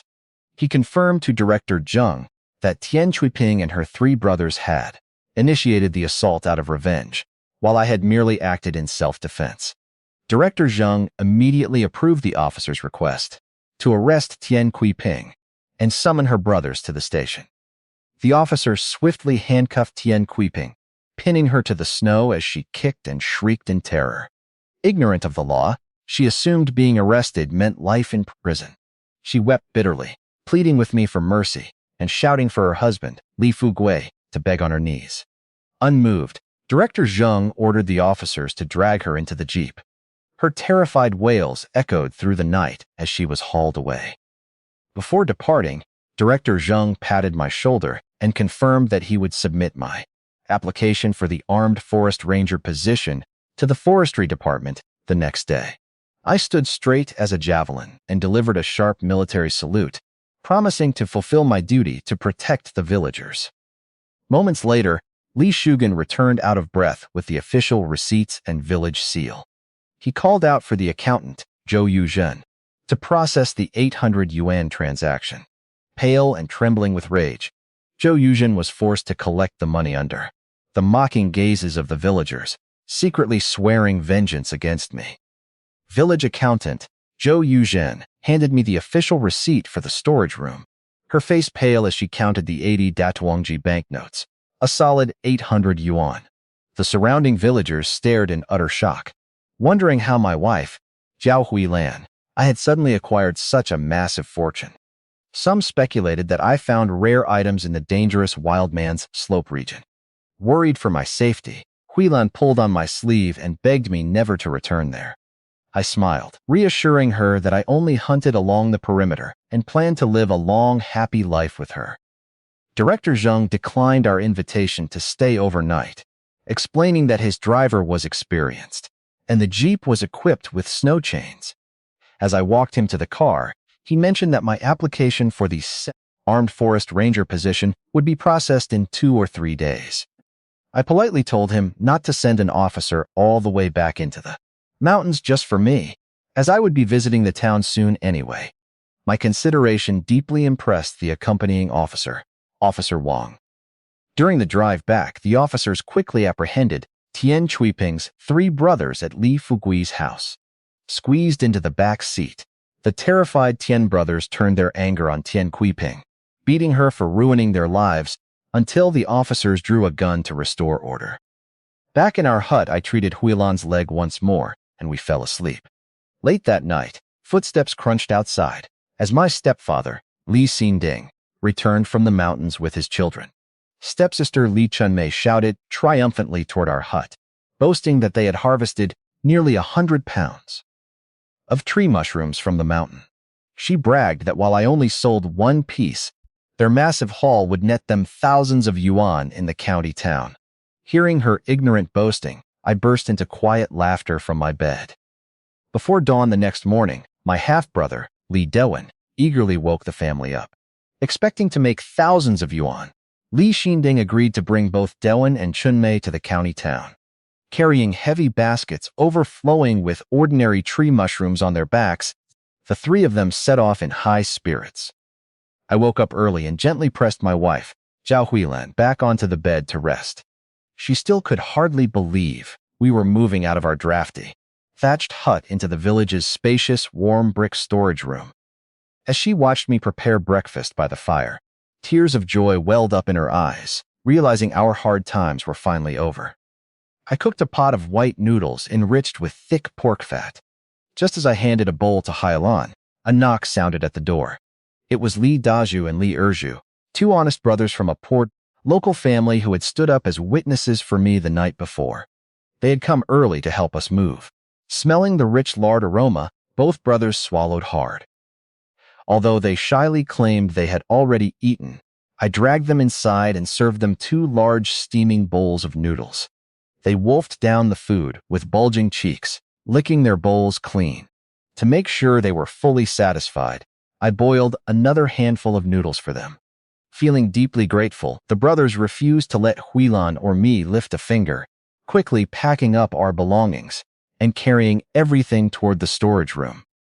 On the way, Aunt Wang emerged from a roadside outhouse and mocked the brothers for flattering me, just because I had a little money in my pocket. Green with jealousy over our new cotton quilts, clothes, and house purchase, she cursed me, hoping I would lose my life in the mountains. When Li Erju angrily defended me, boasting that I had just treated them to white noodles cooked in lard, the surrounding village women burst into cynical laughter, accusing him of lying. Just as the argument grew heated, I walked up, carefully supporting Huilan as we approached the crowd. As my wife, Zhao Huilan, and I approached the crowd, Aunt Wang deliberately raised her voice, accusing us of being arrogant now that we were wealthy.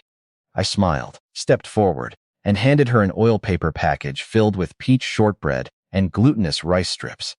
I thanked her for saving our lives with a handful of cornmeal when we were starving. Aunt Wang shoved the package back half-heartedly, complaining that a 1 yuan box of pastries wasn't enough to repay her favor. Her ungrateful reaction poured cold water on my goodwill, but I kept my composure. I invited her family to join us for dinner at our new place, before carrying Huilan on my back toward the village storage room. The storage room was old, dim, and dilapidated, with thick wooden doors, dusty windows, and an uneven dirt floor.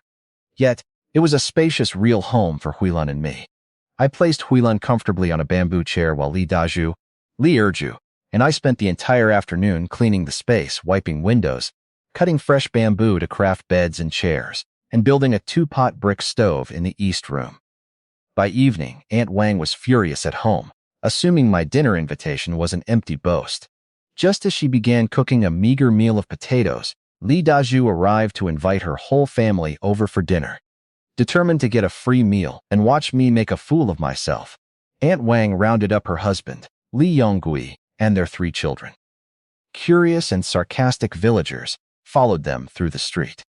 Aunt Wang scoffed at the crowd, loudly declaring that if my family could actually afford to feed her entire family white noodles, she would read her name backwards. However, the moment they reached our door, her voice cut off abruptly as a mouth-watering aroma wafted out, leaving everyone frozen in shock and loudly swallowing their saliva. Inside our spacious new storage room home, a massive winnowing basket filled with steaming, hot dumplings sat on our newly crafted bamboo table. The white flour skins and rich meat aroma left the curious villagers outside staring in utter shock. Unbothered by their envious murmurs, I welcomed Aunt Wang and her family inside and shut the door behind us.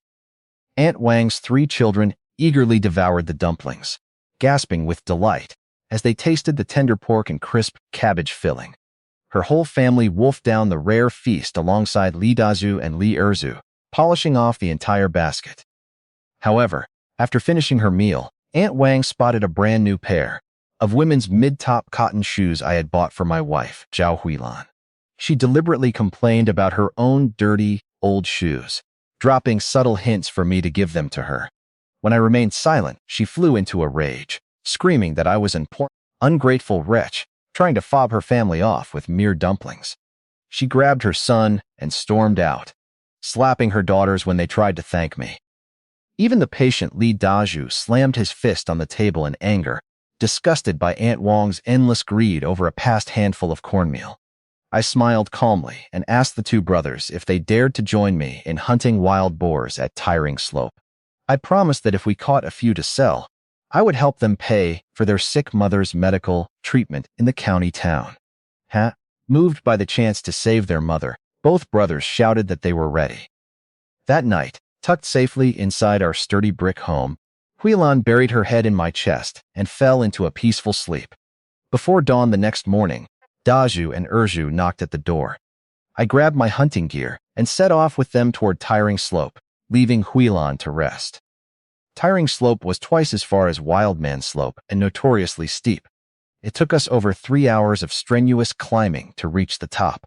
Up on the flat, untouched summit, dense forest stretched out before us in the deep snow. Combining my knowledge with the brothers' mountain experience, we began searching for game tracks. Soon, Erzu shouted excitedly from deep within the woods, discovering numerous fresh wild animal footprints in the snow. Dazhu and I immediately sprinted toward him. Deep in the woods of Tiring Slope, Li Erzu found numerous plum blossom-shaped footprints in the snow. Examining the area, I realized at least 3 wild boars had been digging for pine cones and acorns. Li Dazhu and Erzu put their full trust in me, and Erzu even brought out a string of firecrackers his father bought for the new year. Bringing these two capable brothers along was a wise choice. Since we lacked firearms, I planned to use noise and fire to drive the boars into a trap. We chose a narrow natural depression flanked by dense trees and spent over an hour digging a pit 3 meters wide and 1.5 meters deep.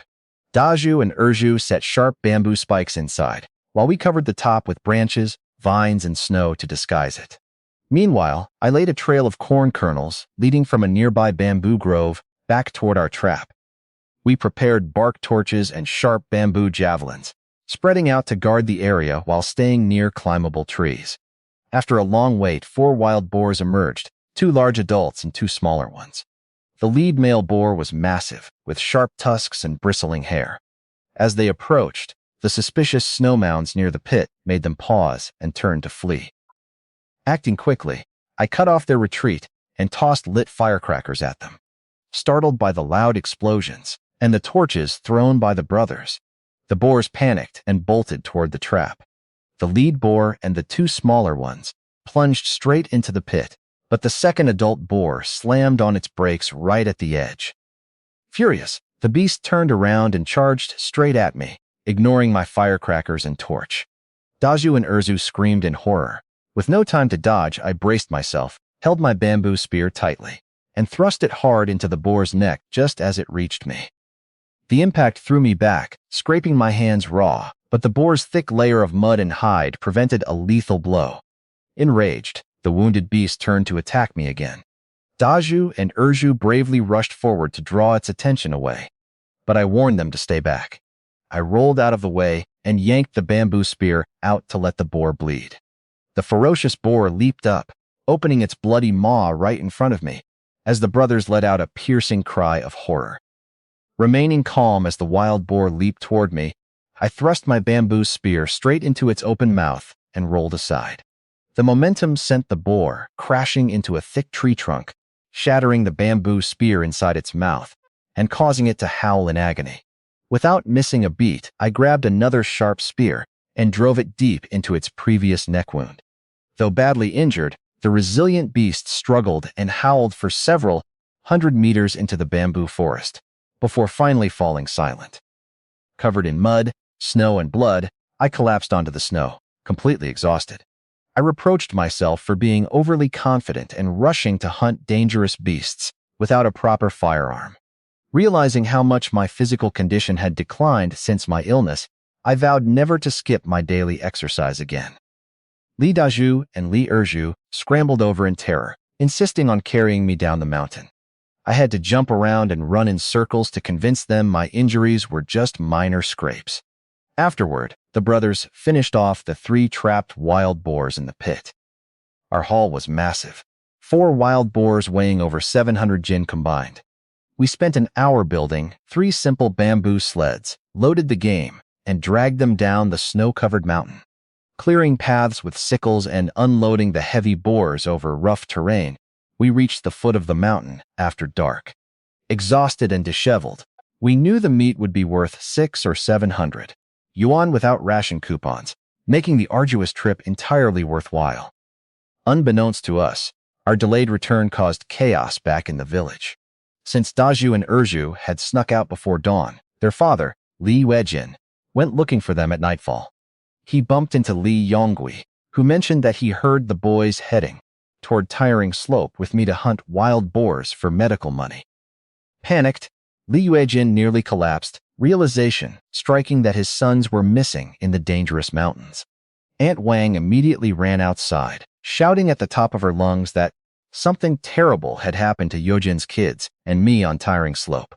Within minutes, doors slammed open across the village as worried neighbors gathered at the scene. News of our late return spread rapidly through the village, drawing an angry crowd to Li Yonggui's house. Encouraged by Grandpa Zhang and Aunt Wang, the villagers blamed me for dragging Li Daju and Li Erju into the dangerous mountains. Village accountant Zhou Yuzhen even called me a heartless jinx. Fueled by malicious gossip, several villagers rushed over to my new home, pounding on the door and screaming horrible insults at my wife, Zhao Huilan. Terrified and weeping, Huilan defended me, refusing to believe I was dead. Production team leader Li Shugan arrived and organized a search party. Torches lit, the men set off toward Tiring Slope to rescue us. Standalone onlookers like Aunt Wang sneered, calling Huilan a vixen and claiming karma had caught up with us. Suddenly, the search party halted in their tracks.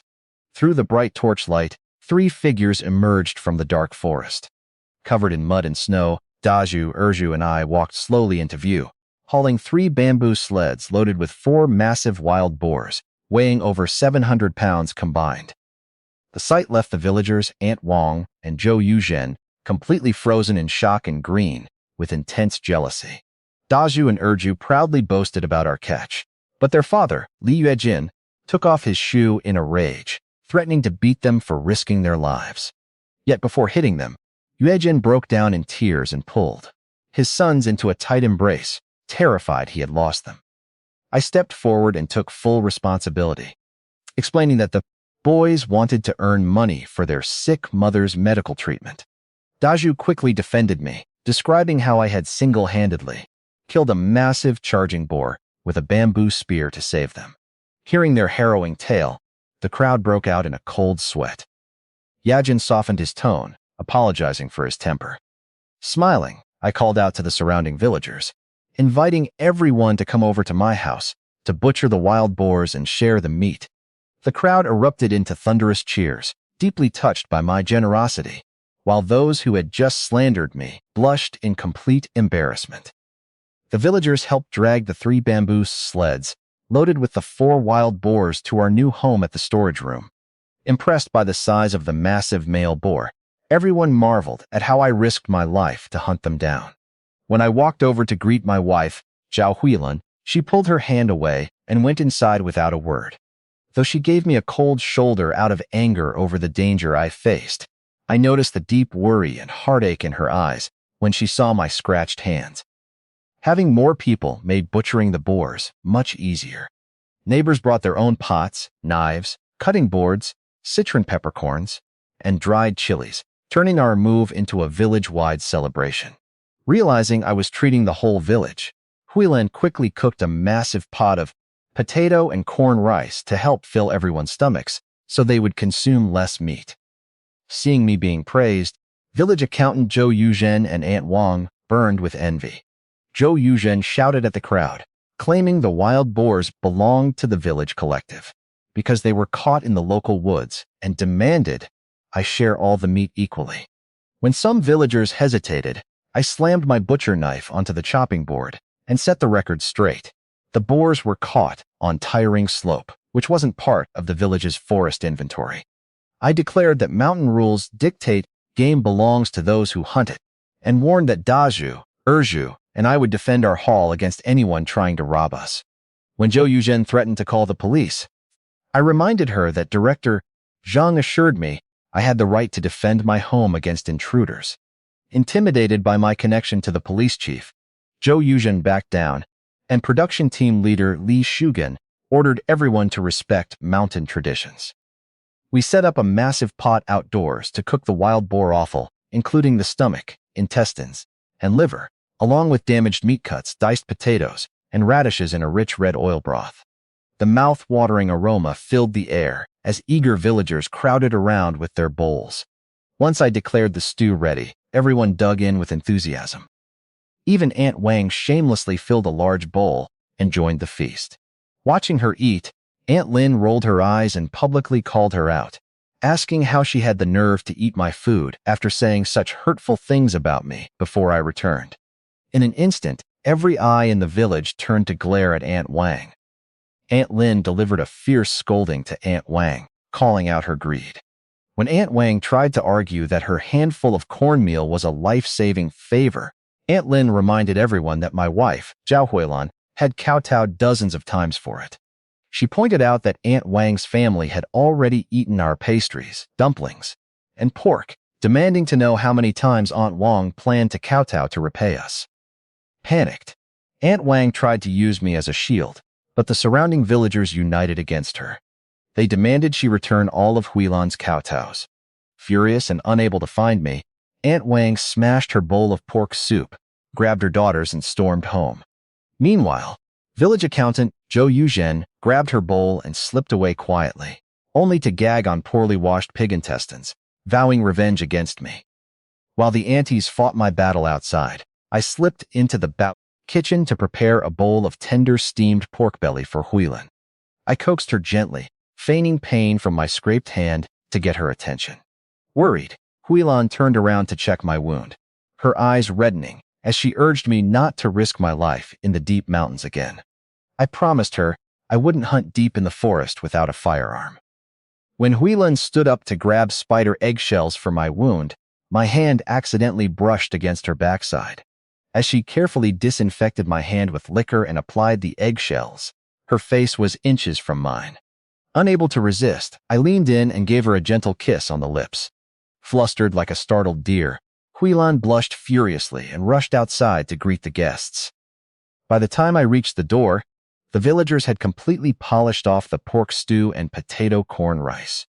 After chatting briefly, the crowd dispersed. I turned to Li Daju, Li Erju, and their father, telling them to rest up so we could head to town tomorrow to sell the wild boar meat, leaving all three of them beaming with excitement. After the villagers finished processing the 4 wild boars, the meat was neatly stacked on the cutting board like a small mountain. Seeing Li Yuejin and his sons preparing to leave, I quickly called them back. I packed 2 large bowls of steamed pork for Li Daju and handed a large fat cut of hindquarter meat to Li Yuejin. Though they initially tried to refuse, I insisted that Aunt Shu Ying and Granny Hu deserved a taste. Touched by my thoughtfulness, Li Yuejin accepted the meat, his previous discomfort vanishing into gratitude. On their way home, he strictly instructed Daju and Erju to listen to me and take no more than a fair half share of the profits when we sold the pork. Back inside, I reheated the remaining steamed pork for my wife, Zhao Huilan. She ate contentedly, enjoying the tender, flavorful meat. Afterward, I used liquor and icy water to treat her healing chilblains. Though her hands were still slightly rough, her feet were soft and smooth. As I held her, my feelings stirred, but I controlled myself, knowing her health needed time to recover. That night, she held me tightly in her sleep, leaving me restless enough to drink several cups of ice water before drifting off. The next morning, Huilan and I made a simple breakfast of potato and corn rice. Soon after, Daju and Erju arrived to help. We loaded the hundreds of kilograms of wild boar meat onto 3 bamboo sleds and set off along the main dirt road toward town. After a 3-hour trek, we reached town near the foreign trade station. Spotting a familiar Jifang truck parked outside a small restaurant, I called out to the driver, Luo Hongjin, asking if he wanted to buy wild boar meat. Luo Hongjin popped his head out and stared in utter amazement at our massive pile of pork. Passers-by and nearby workers quickly gathered, clamoring to buy meat for the upcoming Lunar New Year. Since pork at the official food station was scarce even with coupons, locals with spare cash rushed over eagerly. Within a minute, a lively crowd surrounded our sleds, turning the quiet street corner into a bustling market.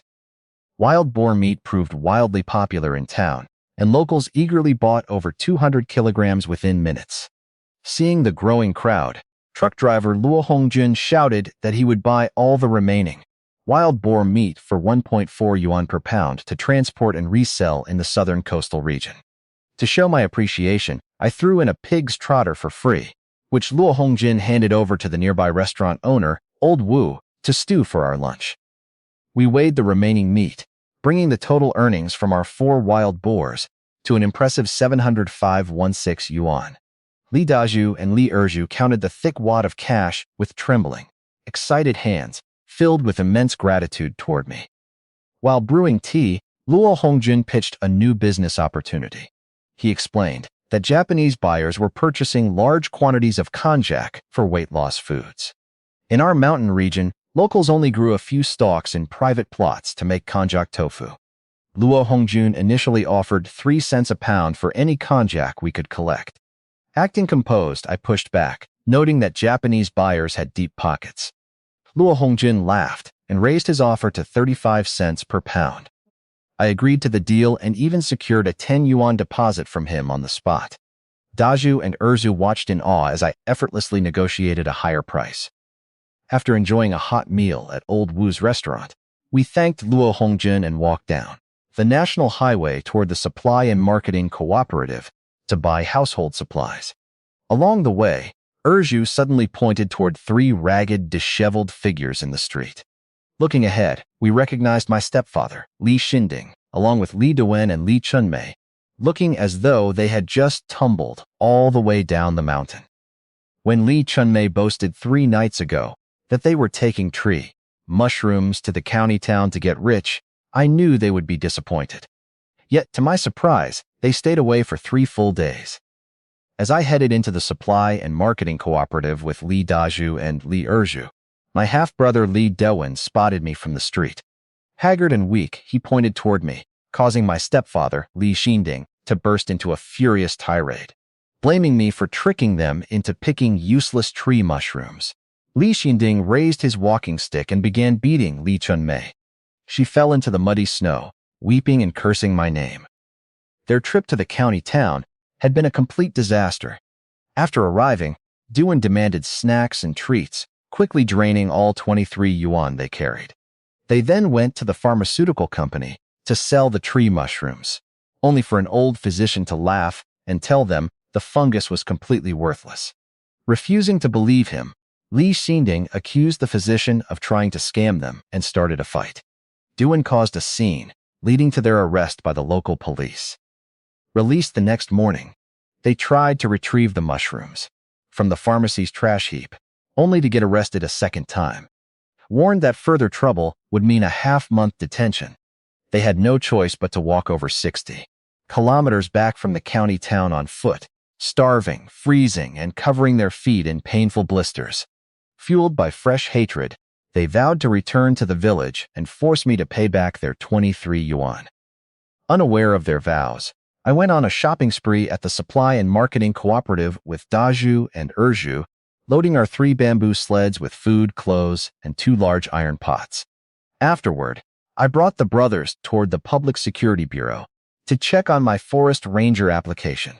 Terrified of the police, Dazhu and Erzhu refused to step inside, opting to stay outside and guard our sleds while marveling at my confidence.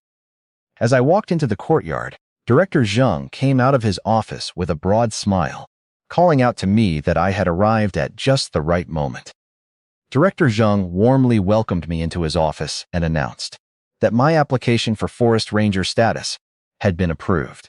He solemnly opened a cabinet and handed me a Type 56 semi-automatic rifle, sternly reminding me to exercise extreme caution and account for every bullet used. Having served 12 years in the military in my past life, holding a gun again filled me with deep emotion and an overwhelming sense of security. I carefully inspected the rifle, checking the magazine and clearing the chamber with fluid, professional discipline. Director Zheng looked on in approval before handing me my Forest Ranger appointment certificate, complete with an official Forestry Bureau seal. Overwhelmed with excitement, I finally possessed a legal firearm and official credentials. As I prepared to leave, Director Zheng noticed our mountain of supplies loaded on 3 bamboo sleds outside. He ordered Police Officer Wang Li to drive us back in his jeep. Though I tried to decline, Director Zheng insisted. As Officer Wang drove, I discreetly slipped a luxury pack of Hongtashan cigarettes into his pocket to show my gratitude. The jeep tackled the steep, snow-covered mountain roads. When the tires began to slip on an uphill slope, I suggested that Officer Wang keep the vehicle in first gear with a steady throttle at a constant speed, a technique I knew from my past life. Doubtful at first, Officer Wang tried it on the next steep incline. The jeep climbed smoothly without slipping once. Impressed by my knowledge, he marveled that a capable man like me was living hidden in the mountains. Thanks to the smooth drive, we arrived at my house in record time. However, as the jeep pulled up to my doorstep, I saw the house brightly lit and a group of villagers pouring out. Fearing they were bothering my wife, Zhao Huilin, while I was away, fury erupted within me. I leapt out of the moving jeep and strode angrily toward the crowd. As I ran to the door, I was relieved to find the villagers smiling warmly rather than making trouble. My wife, Zhao Huilin, stepped out surrounded by local women, her face rosy with admiration. She explained that villagers had been coming by all day, bringing gifts because they refused to eat our wild boar meat for free. In the corner of our room sat a small mountain of returned favors: eggs, dried green beans, kimchi jars, sweet potatoes, and konjac. Local women like Gao Keisha and Aunt Lin insisted Huilan accept their dried vegetables and eggs, brushing off her polite refusals. Seeing Police Officer Wang Li personally driving us home in a public Security Bureau jeep left the villagers gasping in astonishment. Aunt Lin and others marveled at my connections, deeply impressed that an officer would drive me all the way from town. Their awe grew even greater. As we unloaded our newly purchased treasures from the jeep, including a radio and 2 soft floral cotton quilts, Officer Wang Li patted my shoulder, remarking on how popular I was in the village. As night fell, he prepared to drive back down the mountain. Remembering the icy roads, I shared another driving tip with him: stay in first gear at a steady speed and use the handbrake rather than the foot brake to slow down on snow. He thanked me warmly and drove off carefully. As the villagers prepared to head home, I called out to stop them. Knowing how generous and sensible these neighbors had been, I announced that a long-distance truck driver had asked me to collect konjac from the mountains. I declared that I would buy all the konjac they could bring me at 8 cents per pound, paying cash on the spot. The announcement sent shockwaves through the crowd. The villagers stood frozen in disbelief at such a high price for a common plant, while Li Dazhu and Li Erzhu stared at me with wide, astonished eyes. Li Dazhu and Li Erzhu were far from foolish.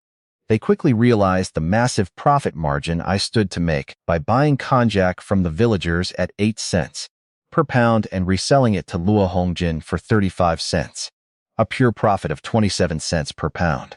While the 2 brothers ducked into a corner to calculate the numbers on their fingers, the villagers outside were overjoyed, shocked that worthless konjac was being bought for near the price of corn. They eagerly rushed home to retrieve their supplies. My wife, Zhao Huilan, worriedly asked why I was spending so much money again after buying so many household supplies. Hearing her concerns, Erzhu pulled a thick wad of cash from Dazhu's sock, proudly revealing that our wild boar meat had sold for over 700 yuan, and their half alone came to over 350 yuan.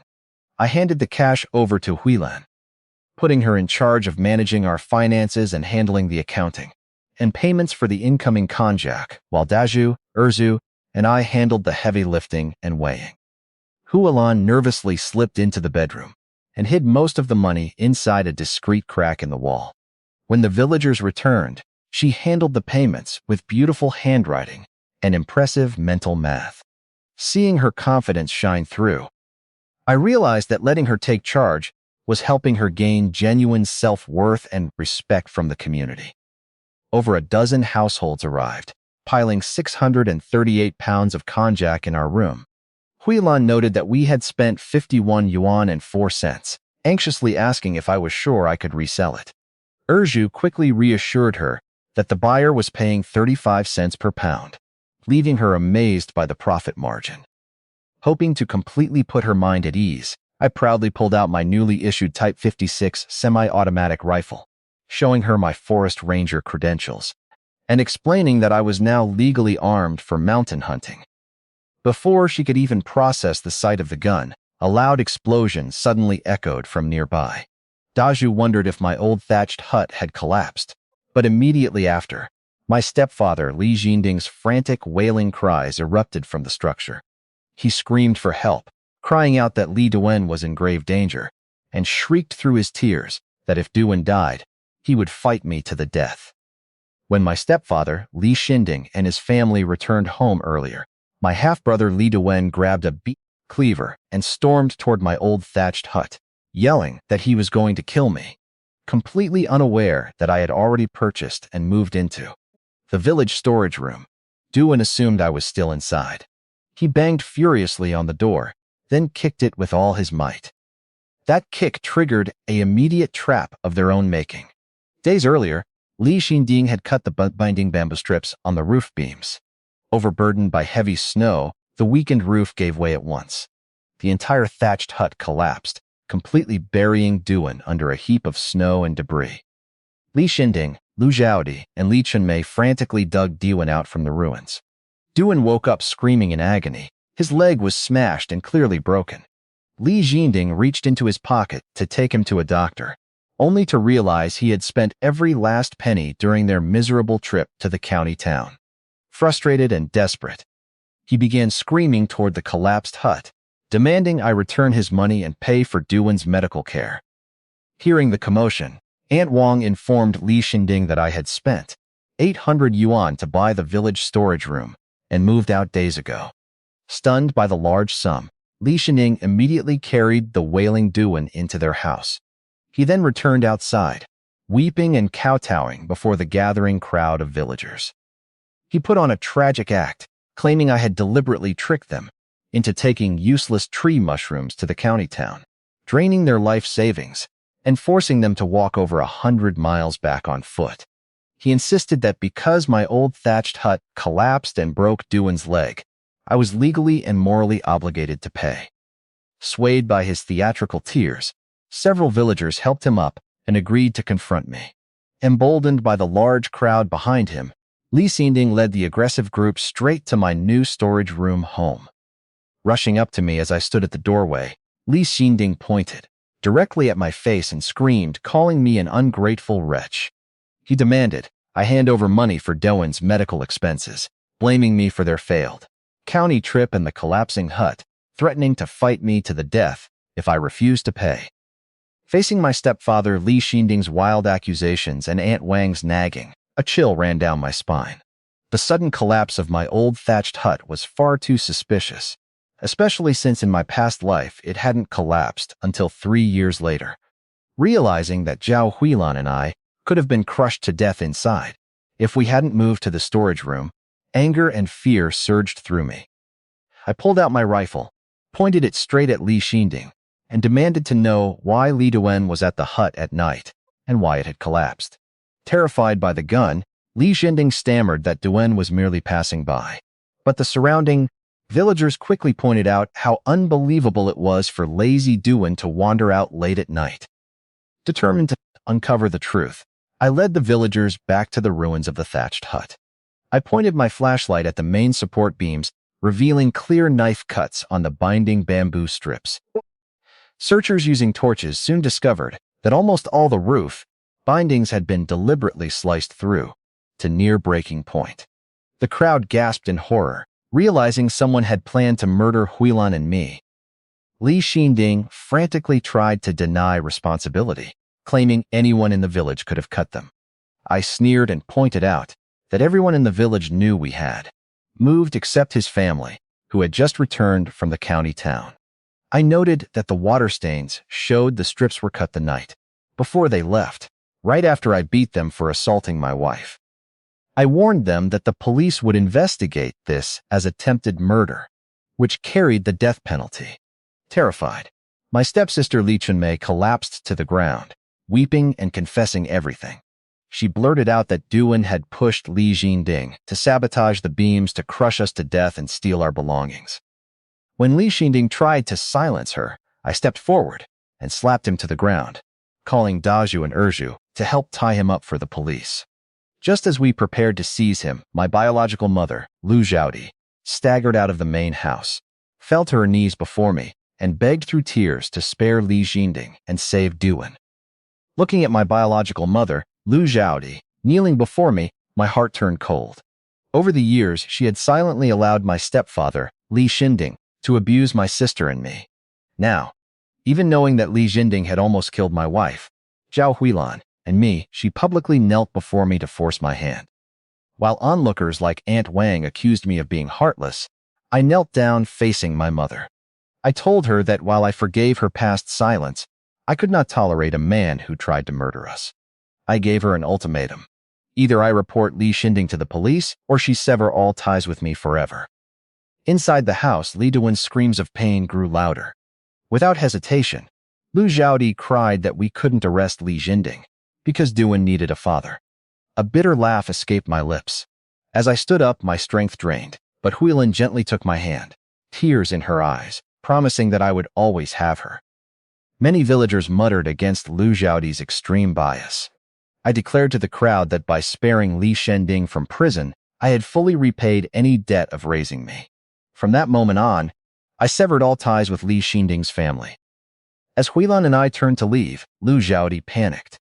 She shrieked that I was a heartless beast for abandoning my brother with a broken leg, demanding 100 yuan as a final retirement payout to cut ties completely.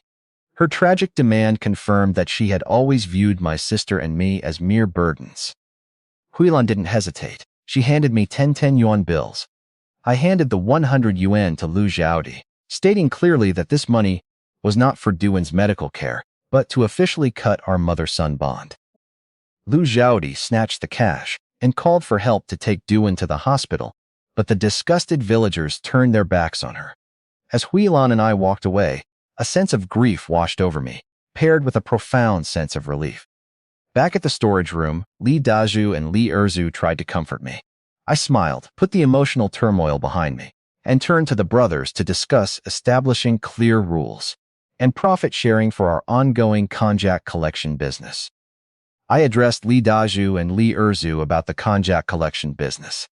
Knowing I was making a profit of 27 cents per pound, the brothers showed zero jealousy. Daju panicked, clarifying that I was their benefactor for helping them earn money for their mother's treatment. They promised to help me whenever I needed them, without expecting anything in return. Touched by their honesty, I insisted on paying them 2 yuan each per day, though the brothers tried to decline such a high wage, since normal daily labor was only 80 cents. I forced the money into Daju's hands, explaining that their hard work weighing and hauling would allow my business to grow. Overjoyed by the fair wage, they eagerly accepted and promised to work hard. After seeing them off, my wife, Zhao Huilan, took over the kitchen to cook dinner while I organized the 600 pounds of konjac in the main room. I estimated our village alone could yield thousands of pounds. Since transporting large amounts down the steep mountain paths was difficult and risky, I decided to finish buying out our village first before renting a warehouse in town to handle larger batches. When Huilan called me for dinner, I found a large pot of sweet potato porridge and fresh kimchi from a neighbor. When she lectured me about saving money for spring seeds and fertilizer, instead of eating meat every meal, I happily drank the porridge. Paired with the tangy, crisp kimchi, the light meal was incredibly refreshing. Watching me eat simple food with such relish, Huilan felt touched and promised to cook wild boar meat soup for me the next day. Suddenly, footsteps echoed in the main room as Aunt Wang walked in. Spotting our sweet potato porridge and kimchi, she curled her lip in mock sympathy, sneering that we were out of money after giving 100 yuan to my mother. Gloating that my 8-cent konjac buying offer was just an empty boast, she turned on her heel and walked out with a bitter laugh. After Aunt Wang left, my wife, Zhao Hulan, worriedly urged me not to create a rift with her and alienate the villagers. I assured her I knew how to handle things. To win over the community, I suggested giving fruit candies to any visiting children and sending treats to Aunt Lin's family. After finishing dinner, we washed up and prepared for bed. Having enough food and hope for the future, Huilan's cheeks held a healthy, rosy glow, and her body was filling out. As she unbuttoned her heavy coat, her thin thermal layer outlined her attractive curves. The sight sent a wave of heat surging through me, leaving me breathless and flushed. Sensing my discomfort, Huilan anxiously checked my forehead for a fever. Flustered, I scrambled under the thick new cotton quilts, claiming I was just warm from our foot bath. Once Huilan crawled into bed and snuggled up against me, her soft, warm body and gentle breath set my heart racing. Panicked by my intense reaction, she quickly backed away, blushing as we tried to fall asleep. It took a long time for my racing pulse to calm down. At dawn, shouting outside woke me up. Opening the door, I found several villagers carrying baskets of konjac, eagerly asking if I was still buying. Seeing their enthusiasm made me realize how smooth this business could be. Looking at our old, damp storage room, I resolved to save up my konjac profits to rebuild a proper, new home here in the spring, especially remembering a natural spring hidden behind the property. Li Dazhu and Li Erzu arrived early, ready to handle the weighing, so Huilan and I wouldn't have to lift a finger. I called out to the crowd, announcing I would buy all the konjac they brought. Huilan stepped out of the bedroom with her charcoal, sitting down confidently to manage the accounting and payments. The room erupted into laughter and cheers as the villagers rushed in with their crops. Hearing the commotion from across the road, Aunt Wang rushed outside in her coat. Seeing neighbors happily walking out with cash in hand, she stood frozen in shock, realizing I still had plenty of money to buy konjac after all. The main room of our new storage room home was buzzing with energy as we collected konjac. While Li Dazhu and Li Erzu handled the weighing, my wife, Shaolan, managed the ledger. Whenever children accompanied their parents, Huilan handed them sweet fruit candies, delighting both the kids and the grateful adults. When calling out weights, I generously rounded up every batch by a few ounces. Spending an extra $1 or $2 was a small price to pay to win the hearts of the entire village. Leaving the brothers to handle the crowd, I slipped into the kitchen to prepare breakfast. I needed flour, chopped leftover wild boar meat, and mixed in soaked sweet potato vermicelli, green onions, ginger, and garlic to make filling. Soon, a steaming batch of large, fluffy pork and vermicelli buns filled the house with an irresistible aroma. I brought out a basket of hot buns for everyone to try. Just then, Aunt Wang shamelessly walked in, her eyes widening at the sight of the white flour meat buns. She asked if I would still buy her family's 100+ kilograms of konjac. Before I could reply, the villagers scolded her for siding with my stepfather. During last night's conflict, despite receiving so much generosity from us, I played the simple, honest host, reminding everyone that Aunt Wang was our benefactor and inviting her to sit and enjoy the buns before I helped move her konjac. Embarrassed by the villagers' scolding and mocking eyes, Aunt Wang stomped out in a huff, shouting that she wouldn't eat my buns, and claiming someone else would surely buy her crop. Unbothered, I offered a bun to Huilan, feeding her a big bite before sharing the rest with the delighted villagers. After eating, I packed 6 hot meat buns into a bowl and grabbed 2 brand new sets of cotton-padded clothes to bring to Li Yukai's house. Right after my rebirth, Li Yusai had generously traded us 2 sets of warm clothes for a single pheasant, saving Huilan and me from freezing. A favor like that deserved far more than just a quick thank you. As I stepped onto the road, Aunt Wang happened to be walking nearby. Spotting the new clothes and steaming bowl of buns in my hands, she stopped, misinterpreting my approach. Thinking I was chasing after her to appease her with gifts, She puffed out her chest and smugly prepared to accept my offering. Spotting Aunt Wang staring at the supplies in my arms, I smiled warmly and asked why she was out in the freezing cold.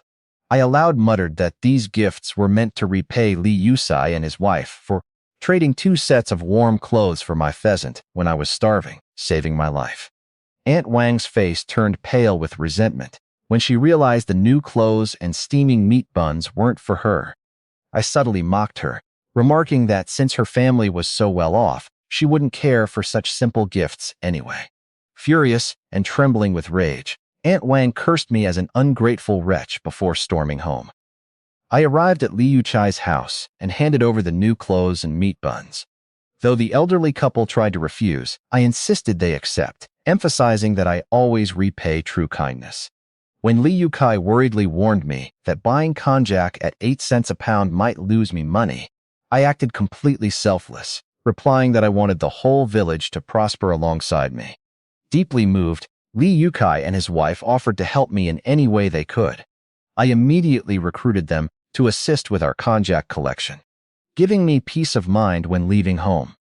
Back at the storage room, with Li Yusai and his wife joining my wife, Zhao Huilan, and the Li brothers, the operation ran smoothly. Freed from supervision, I grabbed my Type 56 rifle and headed toward Wildman's Slope to check the 5 animal traps I had set days ago. After running several miles, I suddenly noticed countless oval footprints in the snow with clear 4-toe marks. The tracks formed a massive loop circling half of Legia village. My heart sank as I realized a pack of wolves was lurking nearby.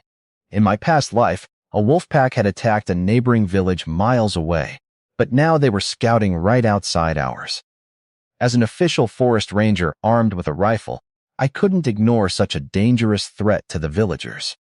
Determined to investigate whether the pack had left or was preparing an ambush, I tracked the footprints deep into the mountains. Tracking the dense wolf footprints around Legia village, I estimated the pack contained at least 20 wolves. Realizing the immense danger, I knew I had to find a way to outsmart them. Searching deeper into the mountains, I found overlapping tracks showing the pack had lingered for days. I eventually stumbled upon one of my set bear traps, but it contained only a patch of fur and frozen blood. The wolves had eaten my catch. After checking 3 other empty traps, night began to fall. Just as I turned back, I heard a painful groan nearby. My last trap had caught an agile wild goat. Fearing its loud cries would draw the wolves, I quickly used a sickle to dispatch the animal, cut the rope, hoisted the prey onto my shoulder, and sprinted home. I reached the storage room after dark. Li Dazhu and Li Erju proudly reported that they had collected over 800 pounds of konjac today, bringing our pile to over 1,000 kilograms. Delighted, I tossed the wild goat to the brothers, promising to roast it for everyone. Seeing the neat ledger accounts written on the wall, I gave my tired wife, Zhao Huilan, a heartfelt thumbs up for her hard work. Remembering the immediate danger, my expression turned serious. I urged Li Yukai to grab his large bronze gong and bang it to gather the villagers. When the crowd assembled, I warned them that a massive wolf pack was lurking near the village and urged everyone to stay indoors, especially at night. However, the villagers responded with heavy skepticism, pointing out that local wolves had been wiped out years ago. Village accountant Zhou Yuzhen stepped forward, accusing me of spreading false panic, just to act like a hero and score another award from the Public Security Bureau. To make matters worse, my stepfather Li Xinding rushed over. Having just returned from the health center, after getting a splint placed on Li Duan's fractured leg, he seized the chance to slander me.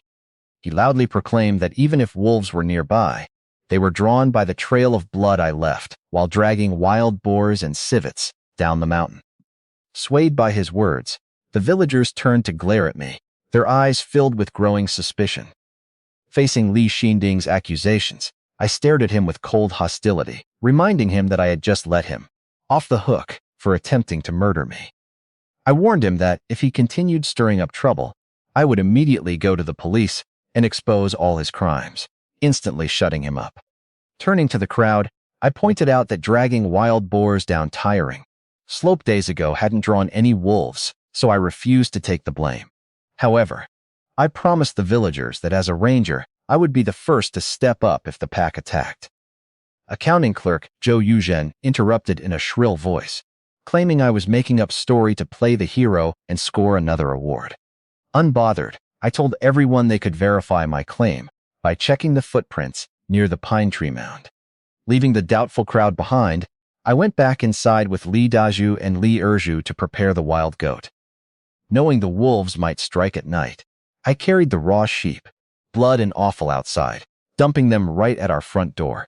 Li Yukai was horrified, warning me that the scent would draw the starving pack straight to us. I explained that with the villagers unprepared, drawing the pack to my door was the safest option. With my Type 56 rifle, I could climb onto the roof via a ladder, pick off the wolves safely, protect the village, and claim a reward. Relieved by my plan, Li Yutai hurried home to fetch a ladder. Overhearing our conversation, Li Xinding and Aunt Wang gloated nearby. Li Xinding suspected my rifle was illegal and plotted to report me to the police, but Aunt Wang persuaded him to wait, hoping the wolf pack would tear me apart first. When Li Yukai passed by with the ladder, both spat insults at him, daydreaming about my tragic death. Night settled over Lijia village.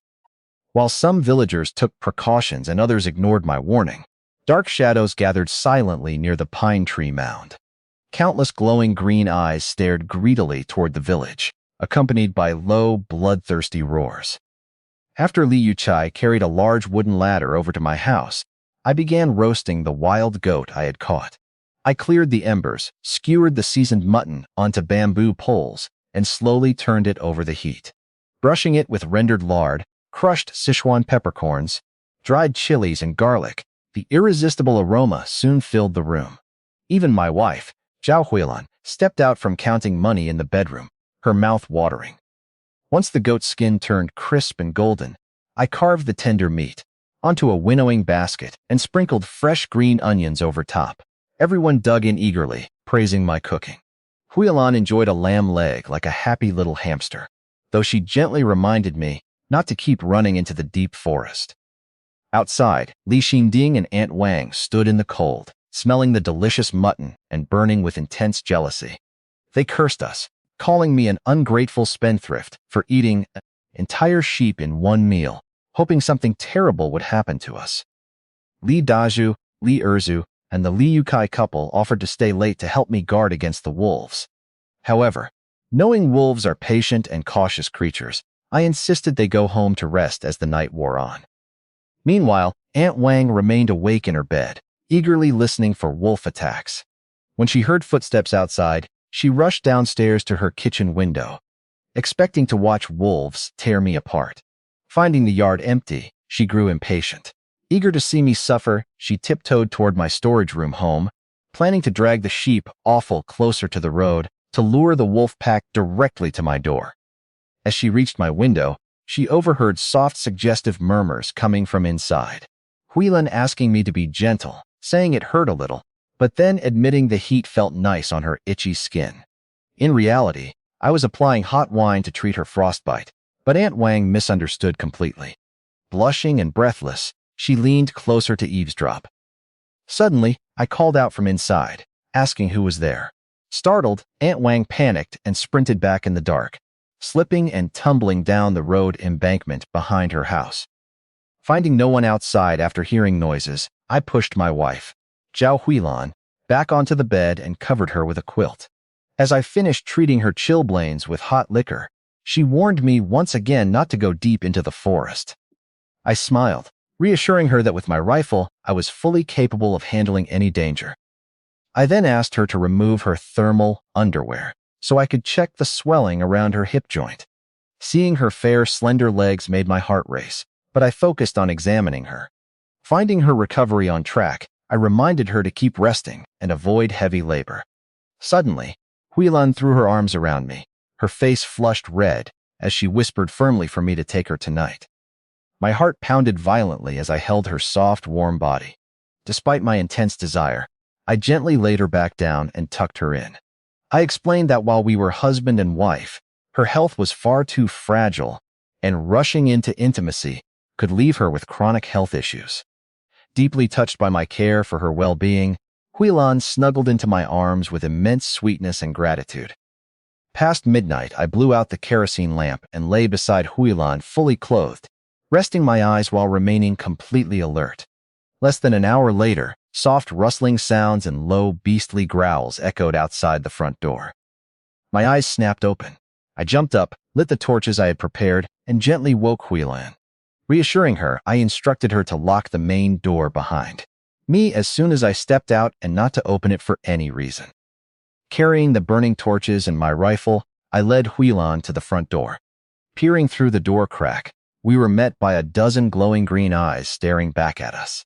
Telling Huilan to lock up, I decisively swung the door open, and chilling wolf howls immediately shattered the quiet winter night.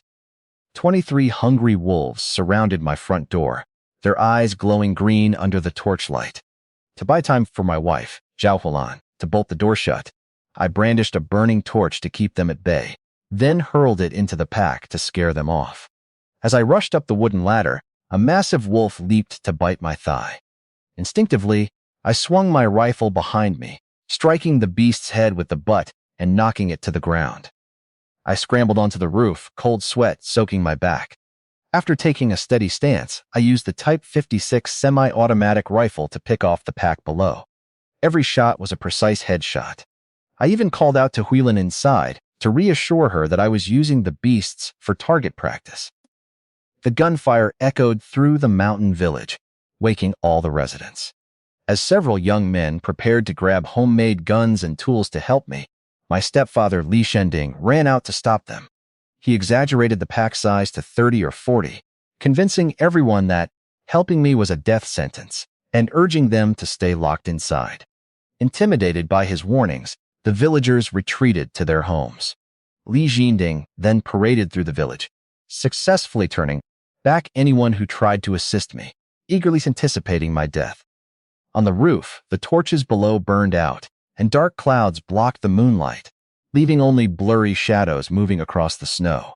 The rhythmic gunfire suddenly stopped. Thinking my luck had run out, Li Shending ran toward the storage room to watch the aftermath. At that exact moment, I found myself in a critical crisis. While I was struggling to aim in the pitch-black darkness, a foul, nauseating stench wafted from behind me. Reacting on pure instinct, I rolled across the snow-covered roof just as a dark shadow leaped past. Looking up, I froze in horror. Wolves had silently found a way onto the roof behind me. 3 wolves encircled me on the roof ridge. Knowing a single slip would send me falling, I quickly cleared away snow and loose tiles to secure my footing on a sturdy wooden beam. Suddenly, a wolf leaped straight at my throat. I ducked and slammed my rifle butt hard into its weak waist, knocking it off the roof. As the remaining 2 wolves pounced simultaneously, I rolled over and pressed my rifle against one's belly, firing a shot that blasted it off the roof. As tiles crashed into the house below, my wife, Zhao Huilan, burst into tears, terrified that wolves had breached the roof. I called down to reassure her that I was safe and handling them. When the last roof wolf charged, I had nowhere to retreat. In desperation, I shoved the long barrel horizontally into its open jaws. The heavy impact knocked me off the roof edge. I managed to catch a hanging wooden ladder with one hand and wrap my leg around it, dangling midair. Kicking frantically with my free foot, I dislodged the wolf biting my gun and knocked it down. Sweating and bruised, I scrambled back onto the roof. Spotting the alpha wolf directing the pack from a distant road, I took aim and fired 3 quick shots. The alpha collapsed dead. Without their leader, the surviving wolves panicked and fled in all directions. With moonlight breaking through the clouds, I reloaded my magazine and began picking off the fleeing beasts, one by one. Soon, only one surviving wolf ran behind Li Yongyi's house. Sliding down the ladder to chase it, I suddenly heard a terrified scream in the distance. That scream came from my stepfather, Li Shending. Expecting to find my corpse, he had tiptoed toward my storage room, only to bump directly into the panicked, fleeing wolf. The beast instantly turned vicious, sinking its teeth into his arm and tearing at him as he tumbled to the ground.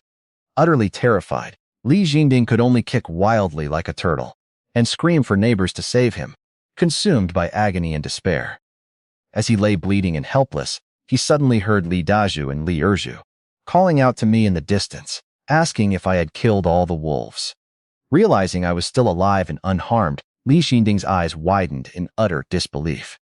Lying wounded on the embankment, my stepfather, Li Xinding, spotted Li Daju, Li Erju, and me searching the area. Seeing that I was completely unharmed while he was being mauled by a wolf, he desperately rasped out a plea for help. I pretended not to see him, instructing the Li brothers to search elsewhere with a gong. I deliberately let the old man suffer a bit longer. Just as the wolf bit down toward his throat, I raised my rifle and fired. The bullet shattered the wolf's head and embedded itself deeply into Li Xinding's shoulder. I didn't save him out of kindness, but because death would be too easy an escape for him. I wanted him alive to endure continuous pain and the filial care of his precious children. As for the gunshot wound, it was purely an accidental hit while saving his life even. If the Heavenly King himself asked, I would never admit I shot him on purpose. Hearing his screams, village party secretary Li Shugen and neighboring villagers rushed over. They found over 20 dead wolves cluttering the road and saw Li Xinding covered in blood. Li Shugen checked his wounds, chuckling under his breath that getting shot while being saved served him right. Embarrassed that everyone now knew he had tried to stop them from helping me, Li Xinding pretended to faint, and Li Shugen ordered 2 young men to carry him to the clinic. Pulling me aside, Li Shugen teasingly asked if I shot Li Xinding intentionally. I maintained that it was a chaotic rescue attempt. Li Shugen smiled knowingly and promised to make Li Xinding properly thank me for saving his life once he woke up. Li Yukai then loudly informed the crowd that I had intentionally dumped sheep blood at my own door to lure the wolf pack away from their homes, risking my life to protect the village. Hearing this, the villagers looked at me with deep gratitude and admiration. I humbly waved off their praise and invited everyone who came to assist to help carry the wolf carcasses inside, promising to share the wolf meat with them. Even Aunt Wang and Li Yonggui, who had ignored Li Xinding's screams earlier, quietly slipped out to join the crowd. The scene outside our storage room home was a total mess, covered in dark blood, broken roof tiles, and the bodies of over 20 wolves. Village party secretary Li Shugen and the locals stared in total shock, realizing how dangerous the battle had been and thanking me for saving their livestock. Meanwhile, Aunt Wang watched secretly from behind the crowd, burning with jealousy that I had survived completely unharmed. During the fight, Aunt Wang had been watching from her kitchen window, secretly celebrating whenever the wolves gained the upper hand. When my stepfather, Li Xinding, was being mauled right outside her door, she had even stopped her husband, Li Yonggui, from helping him, hoping the pack would kill us both. Now, seeing me offer free wolf meat to anyone who helped skin the carcasses, she greedily pinched her husband and forced him to blend into the crowd to get a portion. My wife, Zhao Huelan, was cleaning up the fallen snow and broken tiles inside, her face pale with fear. Seeing the cuts on my hands, her eyes turned red as she pulled me inside to treat my wounds with white wine. I gently reassured her, curious about how the wolves had managed to get onto the roof in the first place. Curious, I walked to the back of the house to inspect the terrain. Behind the building was a steep embankment with a 2-meter drop and a 3-meter gap. The starving wolves had managed to leap that distance directly onto my roof. Realizing how close I had come to being overwhelmed, a wave of lingering fear washed over me. Back inside, Li Shugen and a dozen young men finished skinning the wolves. Knowing wolf meat is lean, tough, and foul-smelling, I picked up an axe, chopped the meat into pieces, and distributed it generously to everyone who helped. Li Yonggui nervously accepted a piece, too embarrassed to ask for more. Meanwhile, Li Xinding woke up at the village clinic as Dr. Ji prepared to extract the bullet from his shoulder. Outraged, Li Xinding screamed in pain as he received a shot, cursing my name and swearing that he was far from finished with me. As dawn broke, news of me single-handedly killing over 20 wolves spread throughout Lijia village. Villagers marveled at my bravery, knowing the village would have been in grave danger without me. Everyone praised my generosity for sharing free wolf meat, while Li Xinding's reputation reached a new low. Neighbors openly condemned him for trying to prevent them from helping me, agreeing that his severe wolf bites and gunshot wound were well-deserved karmic retribution. Li Daju and Li Erzu arrived at my house early, carrying baskets of roof tiles to help repair my damaged roof. To our surprise, helpful villagers had already left piles of tiles on my doorstep. My wife, Zhao Huilan, cooked a large pot of wolf meat for breakfast, though I secretly added extra peppers and ginger to improve the flavor. Determined to earn more money so she wouldn't have to live so frugally, I helped the brothers and helpful neighbors fix the roof and clean the house in record time. Soon, Daju and Erzu brought their frail mother, Aunt Xiu Ying, over on a padded sled. Malnourished and bedridden for years, she tearfully thanked me for making her hospital trip possible. I warmly reassured her that the county hospital would cure her and that she had a long, happy life ahead watching her sons grow. Together with their father, Li Yuejin, the four of us set off down the mountain toward town. We pulled two sleds, one carrying about 100 pounds of wolf meat and the other comfortably carrying Aunt Xiu Ying. Moving carefully along the snowy dirt road, we arrived in town by noon. Leaving Aunt Xiu Ying to rest at Lao Wu's restaurant with Daju, Li Erzu and I spent nearly 2 hours selling the wolf meat along the street. Because wolf meat is tough and gamey, it only fetched about 30 cents per pound, bringing in around 30 yuan, though it was far less lucrative than wild boar meat. I was content. I planned to sell the remaining wolf pelts to Luo Hongjin later and show them to Director Zheng to claim an official ranger reward. Unbeknownst to us, village party secretary Li Shugen had also headed down the mountain earlier that morning, arriving in town 2 hours ahead of us. At the dilapidated Shangyang County People's Hospital, I took charge of guiding Li Daju, Li Erzu, and their parents through the consultation process. After several hours of running between floors and waiting for test results, the doctor reviewed Aunt Xiu Ying's reports. He informed us that her condition was mostly due to long-term malnutrition and delayed treatment, rather than a fatal illness. Noticing that I possessed proper nursing knowledge, the doctor agreed to let her recover at home with medication, saving her the high daily cost of 7 or 8 yuan for hospitalization. Aunt Xiu Ying wept tears of deep gratitude, holding my hand tightly for saving her family from financial ruin. Since no evening buses were returning to the village, I used the official introduction letter provided by Village Secretary Li Shugen to check the family into the county guest house for $1.02 a room. After settling them in and warning them to keep their door securely locked, I stepped out alone into an alley toward the riverbank to handle my own affairs. I hadn't walked far when a dozen thugs carrying iron bars, clubs, and large machetes blocked my path. I had already noticed suspicious people watching me at the hospital and realized this group was explicitly targeting me. The burly leader stepped forward threateningly, ordering me to come quietly or face broken limbs. Indifferent, I cracked my knuckles and coldly dodged his initial swing. I drove my shoulder into his chest, knocked him down, and snatched his wooden stick. I repeatedly struck him until he was covered in blood, shattering the club in the process. Seeing my ruthless military precision, the other thugs froze in terror. When one attacker tried to strike me from behind with a steel pipe, I stabbed the splintered stick into his thigh and knocked him unconscious with a strike to his carotid artery. Panicked by my lethal fighting style, the rest of the gang scattered and fled in all directions.